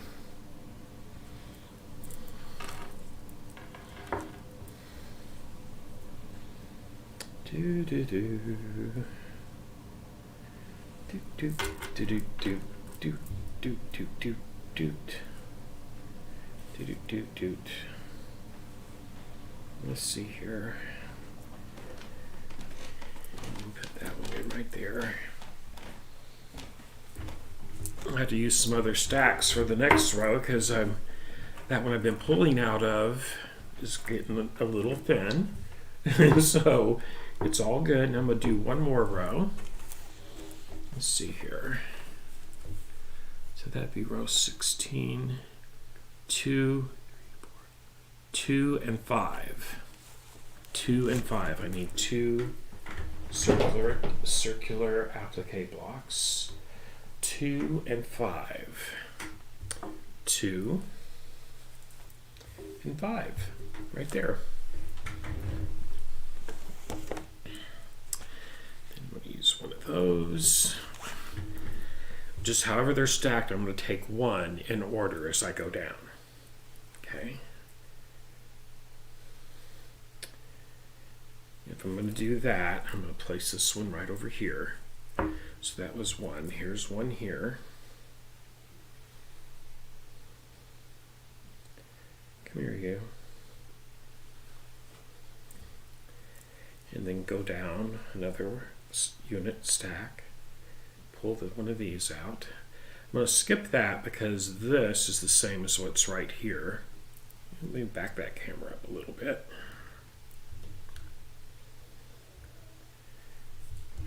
There we go. Oops, now you can see. This is the same as this, and I don't want to put that close together, so we'll just skip that one on this row. Okay, let's put one of those in the next available slot, right there.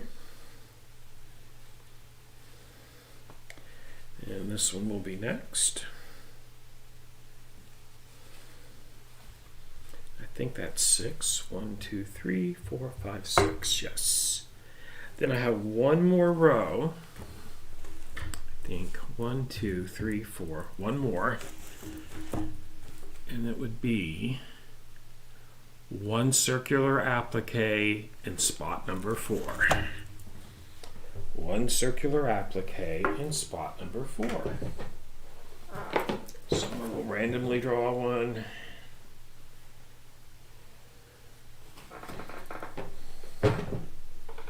One, 2, 3, 4.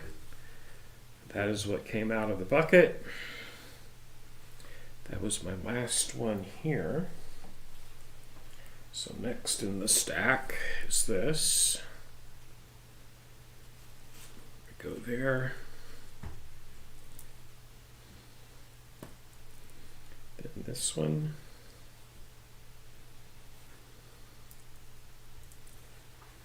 I'll have to skip that because that's the same as this. And we'll put one of those down next. Right there. I need 2 more. I'll have to skip that because this is the same as that. So you can't not play on that row. One of those can go on. Right there. And I'm going to grab one from my previous pile. Whatever is on top is going to go down. Right there.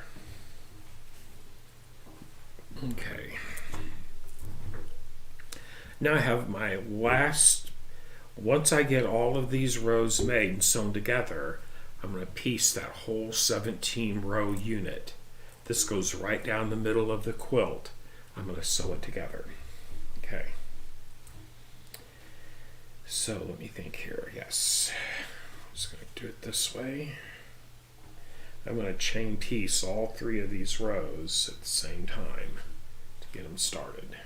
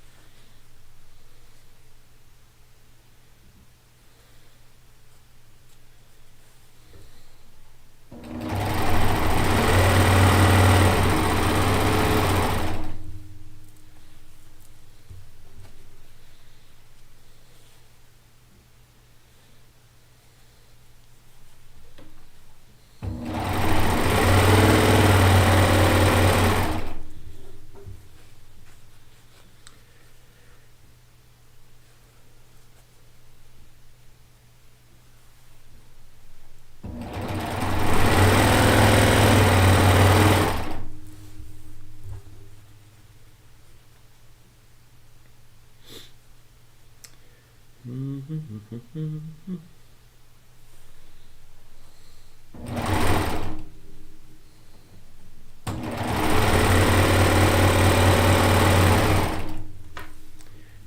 number 3. Those are already sewn together there. Now this one, I will take my time and clip these apart and keep them in the order in which they came to be.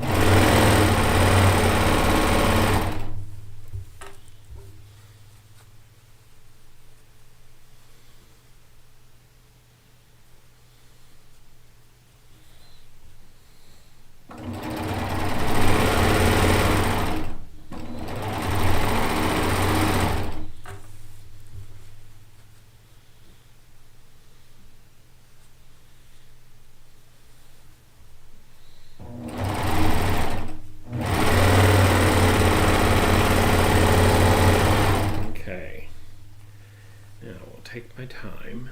Let's see. These will go up here. 2, 3. 1, 2, 3. And then 1, 2, and 3. Okay.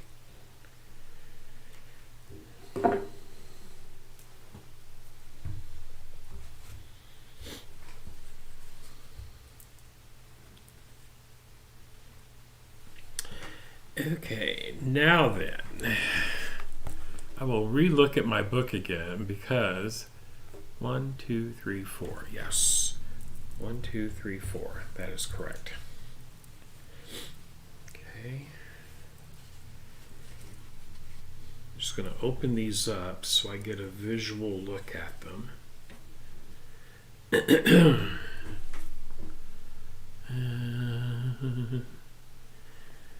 Yeah, I will have to refer to my book to make sure I have my spacing correct, of course. But let's see here. 1, 2, 3. So 1, 4, 6. 1, 4, and 6. Yes. Okay. Right there. And that one was 2 and 6. 2.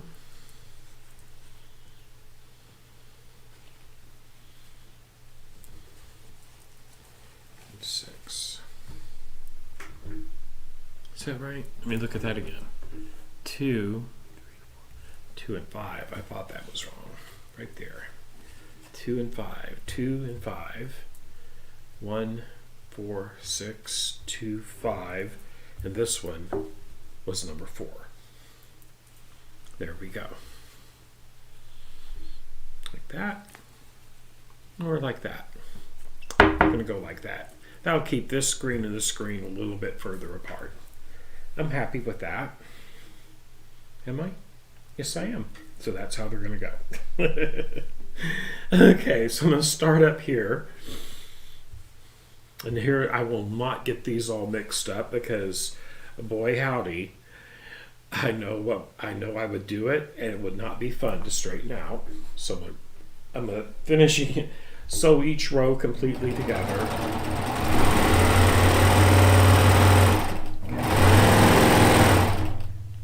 Okay.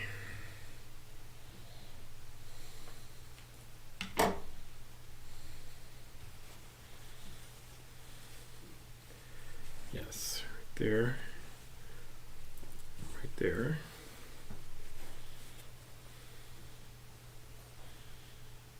2, 4, and 6. 1, 4, and 6. Okay.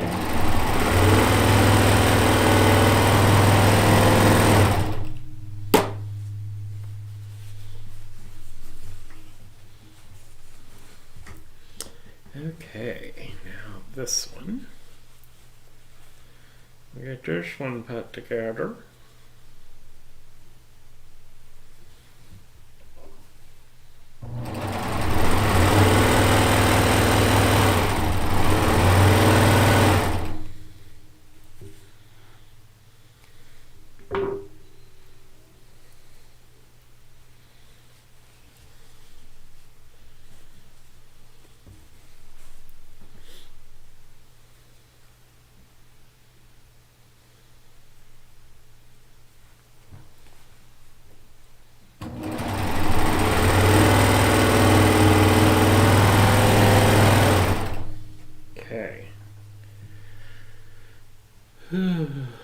And then let's get you laid out like you're supposed to be.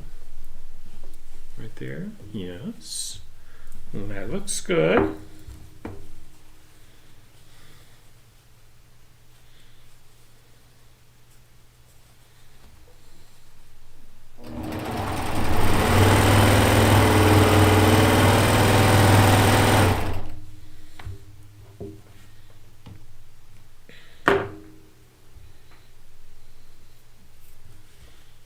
Okay.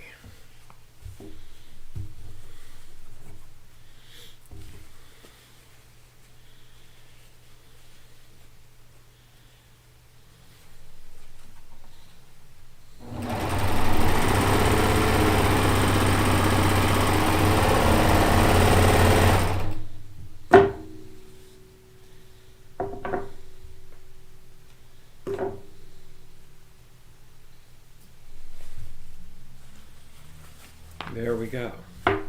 Now we can sew those 5 rows together, and then I'm going to sew all 17 rows together after I get these last 5 sewn together into their unit. So the way what I figured out to do that works really good for me, I broke down the 17 rows into 6x6 units, except for the last one, which would be 5x6. And that just seemed, you didn't have to lay out so much all at one time. About to see how that worked for me, though. And I may just have to piece a connecting row of some of the fabrics between the 2 sections. I don't want two of the same fabrics right next to each other. It'll all work out.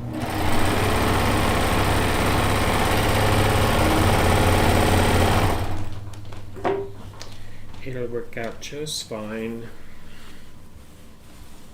There's that one.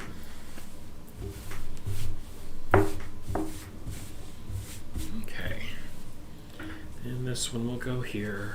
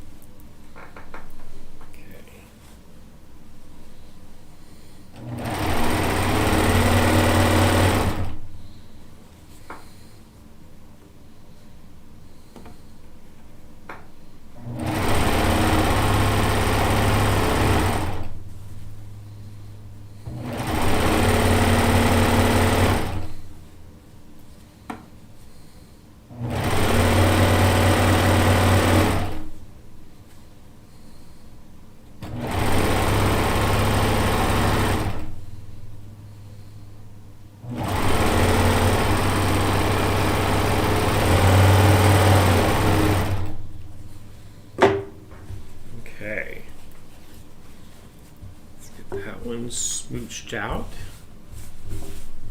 Nice. Okay. Now 2 more rows to go to attach.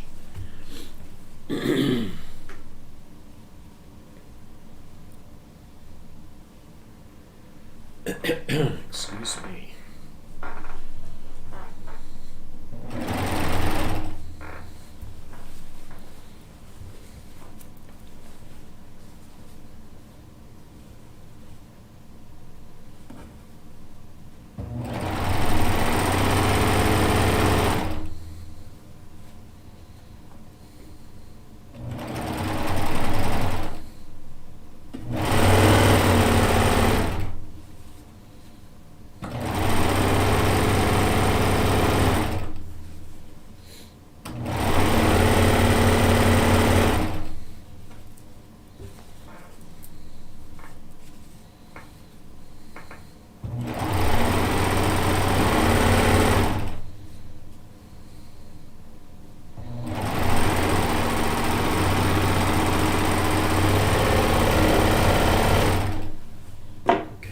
One more.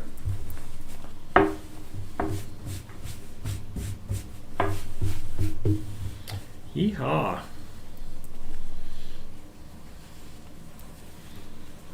Everybody, this quilt's going to look beautiful quilted. It will be gorgeous.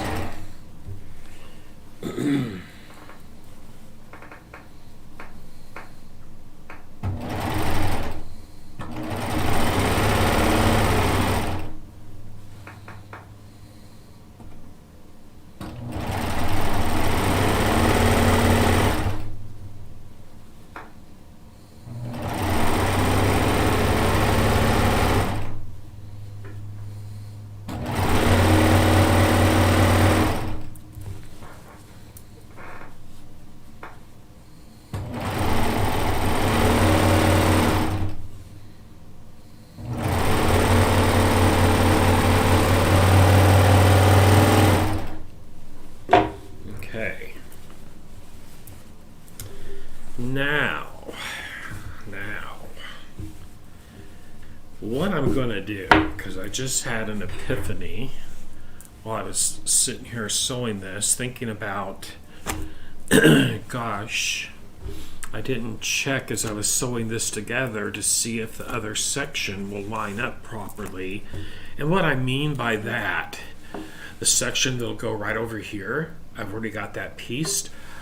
I didn't see if these fabrics will match as far as same fabric here and there, because I don't want that. However, I can rotate these if I have to. So I'm going to be okay, but what I'm going to do, I'm going to take my other section with 5 rows that matches this, and I'm going to sew it together. It goes right over here. And I'm going to sew those 3 sections together like that, and then I'll know. I think I can get by without not having to piece a vertical row to join the two, to join them together. I hope that made sense. So here's the one that goes to the left of this, and let's just see here. As long as fabrics don't line up right next door to each other, it's golden, and that's going to be perfect. Oh yes, Mia, I'm actually going to film it when it's in the long arm, and then that's not going to be live, and then I'll edit what I need to edit and post it here on my YouTube channel, so you can just sit back and watch it how you want to. Okay, so that's going to sew together perfectly. See, check that out. No fabrics are right next door to each other. Yay. So I'm just going to go ahead and sew these 2 units together. Am I? Yes, I am.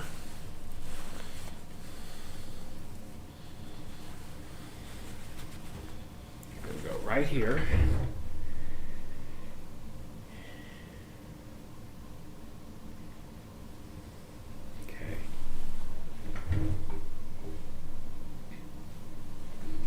As a matter of fact, this is quilt top number 5 out of our book. I'm going to quilt and film each one of those quilts as I quilt them. So there will be a lot of content with that. I'm going to take my time here and trim any long threads that I need to. It just makes the whole process, when you go to quilt it, whether it be in a long arm or an embroidery hoop even, if you're doing it that way, it just makes for a much cleaner finished product if you trim your threads. And I can tell you, if you take your quilts to be quilted somewhere, you probably know this. Long armers expect threads to be trimmed when you drop a quilt off for quilting.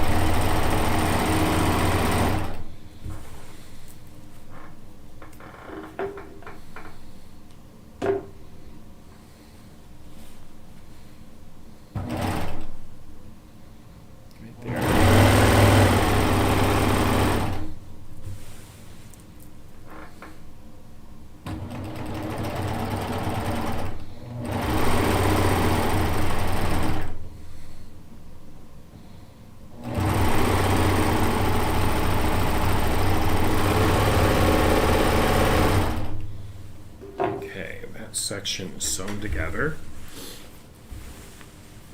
right there. You can see how that kind of get a glimpse how that looks. But my big concern was, you can see here that square is the same as right here, but they're not next door to each other, and that's all I was concerned with. Okay, so that's good. Now I know that this piece will fit here perfectly, and I know the one that I pieced for this section will fit perfectly, so all I have to worry about lining up fabrics is this side seam. Here's the next one, is this seam right here. This is where I'm making sure I don't have matching fabrics. Okay. Let me just fold that one in half. Set it to the side.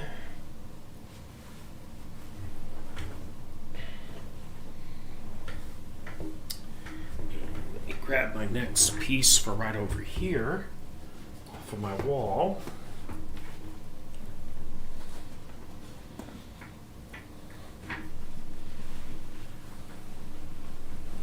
Okay. And let's see what we got. Yay!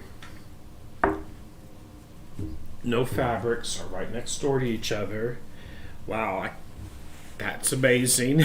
But if I had to, I could rotate this piece here if I needed to, and it would be okay because they're all the same size. So give one more quick looky here. Okay, perfect. This thread right here, that is metallic blue Floriani metallic. It's kind of an aqua blue, but that is a metallic thread made by Floriani. Oh, thank you, Jackie. Okay, so I'm going to sew this seam together. And what I'm doing here, this is the center. This will go across the center of the quilt. This is the left side over here, the middle. I have yet to piece the side that fits right over here. That's what I'll be piecing tomorrow. And we will actually finish this quilt top during tomorrow's episode. So the next section I have to piece, I have left, is not as big of a section as this. It's only 5 blocks across instead of 6. And the same 17 rows from top to bottom. Okay. Let's get that one sewn, that seam sewn. Get that seam sewn together. Okay.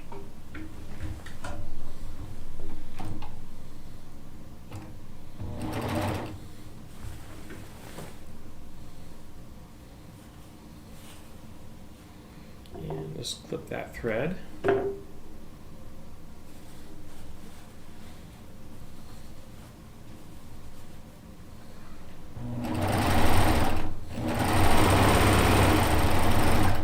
And I'm not going to put a border around this, everybody. I've just made that decision sitting here. Once I get all the piecing done, I will stay stitch around the edge, around the entire edge of this quilt top.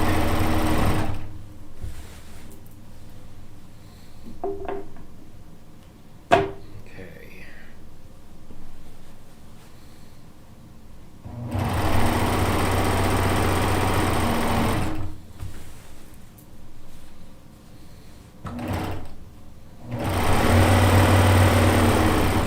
I am nesting my little seams together as I go.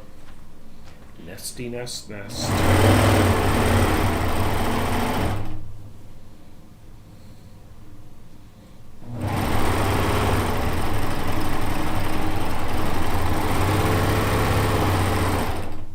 And everybody, the reason I've done these in small, there's 17 rows of 17 blocks.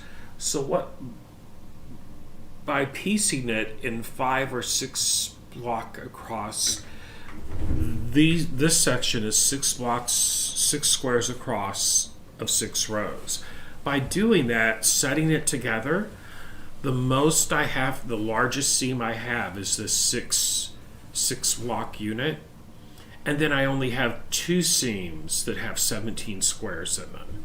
So instead of doing 17 seams of 17 squares, that would for me that would get monotonous, and also just makes it easier to break it down like this to handle all the fabric bulk. Perfect.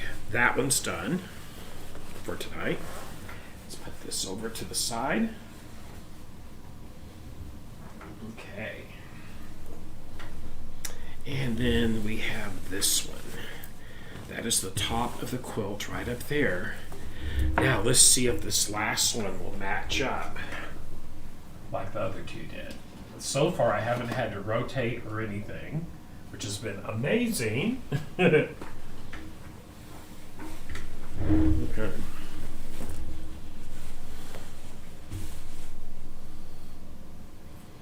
I don't believe it. Every single, and this was totally random, everybody. How wild is that? Check that out. There is no 2 fabrics are right next door to each other. Wow, I am amazed because I figured at least one of them I would have to do something to offset that, but no, they all came out just like it was serendipity. It was just meant to be.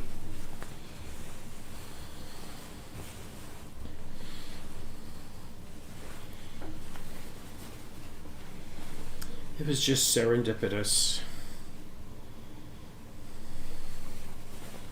Okay, let's get you sewn together.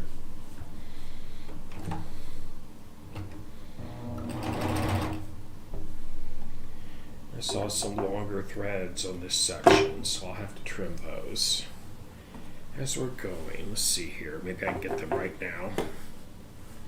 Come here, a long thread.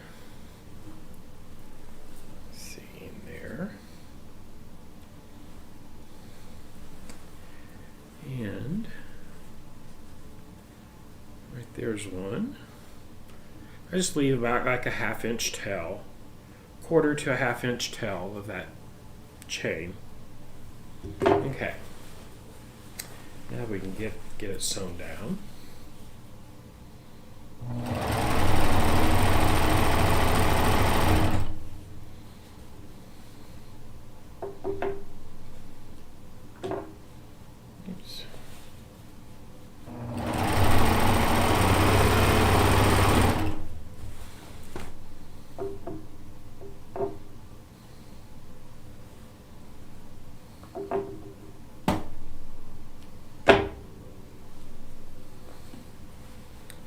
Yes, I will be quilting this in my long arm, and I'm taking the time to trim these threads so I don't have to stop while I'm quilting to trim them.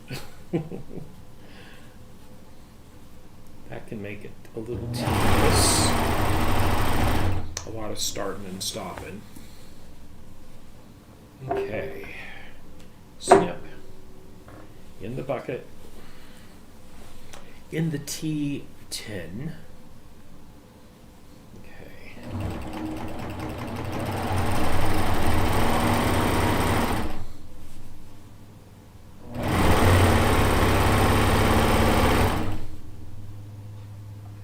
And one more little towel. Okay.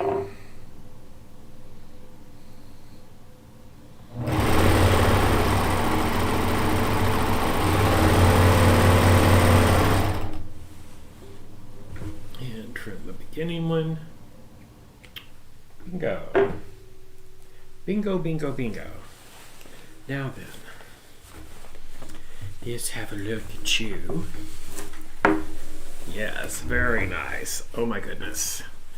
So, this is 12 wide.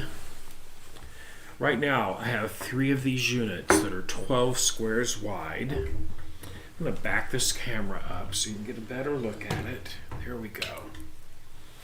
Okay. But there we go. I haven't got all my lost marbles together, but I'm getting close. There's my Losing My Marbles batik quilt, inspired by the fabulous and awesome Kaffe Fassett. I love this pattern. Okay. But there we go. So much fun. Oh my goodness, everybody. Now then, let's see here. I want to move to hello there. Notice my goodies are off of my wall. They're here on the table now. But yeah, that is, let's see how many appliques I have left. I still have quite a few, but I did make exactly 115 of them because that's what the pattern called for. A total of 289 squares, 115 of units like this. Just randomly pick out. This is a cool thread here. Check this thread out, everybody. This is called Madeira frosted thread. And let me move back to this other camera, just be easier to see. This one right up here. There we go. But it doesn't have, it is really cool. It's a frosted thread and it's beautiful stitched down. Check that out. It really went well with that batik fabric in the center as well. Fun, fun thread right there.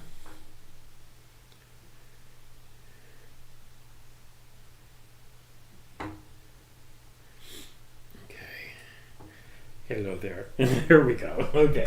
I like to say hello there.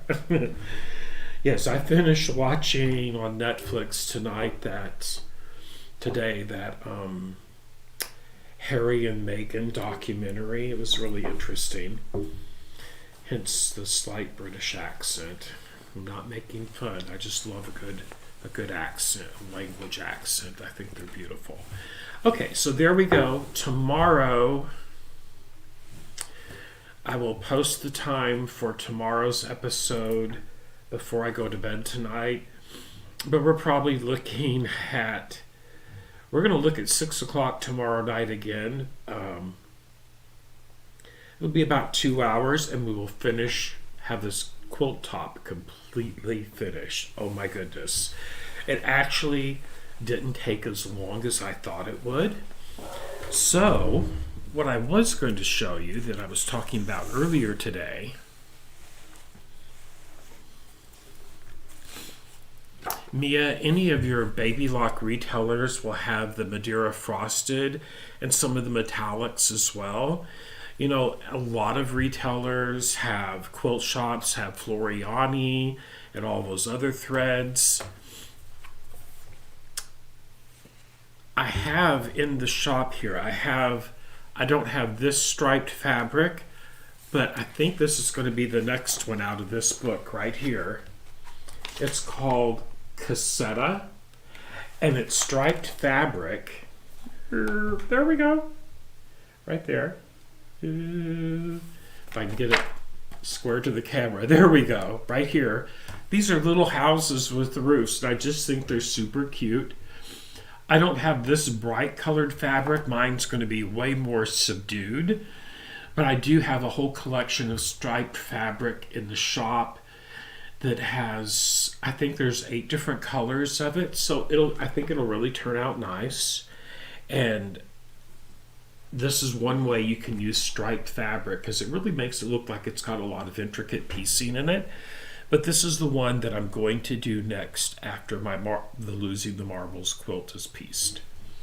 So just a heads up, that quilt is on page 102 in the Quilts in Italy book by Kaffe Fassett. But that will be the next one that I do out of this book. Okay. And if you recall earlier when we first started, I'm getting a good collection of these books. So just briefly, I'm going to show you the covers on some. So I've had this one for quite some time. This one is actually older than the Quilts in Italy. This is Quilts in America. And there's 20 quilt designs in here. This, if you're thinking of something to treat yourself to for Christmas or for the holidays or whatever, or if you just want a really good book, this is, I love this one. This was photographed on location around Bucks County, Pennsylvania. Okay, I also recently acquired this one, Quilts in Ireland. Okay. And there's 20 quilt designs in this one as well. And then the newest one that I've got, and this book I think was just released this last August, and it's called Quilts in Wales. So very British. Beautiful quilts in this one. It doesn't say on the back of this how many designs there are in it, but it is probably close to 20. There's quite a few in here just thumbing through it. There's some beautiful, beautiful inspirational designs. Gosh, I love this one. Look at that one. Isn't that pretty? So, yes, and there are more than just the 4 that I have. I think there's about 8 of these in total. I'm not 100% sure. But as I get some of these in, I will share those with you, but I will be using all of these books for future videos as well.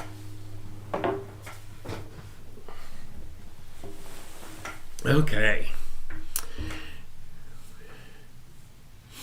So everybody, I will see you all tomorrow night, 6 o'clock Central Standard Time, and I'll be on again for probably about 2.5 hours while I'm finishing up the Losing My Marbles quilt top right here that's in my hands. Isn't that pretty? That is going to be beautiful quilted. Beautiful. Okay. Thank you, everybody. Have a wonderful evening. I'll see you all tomorrow night. Bye now.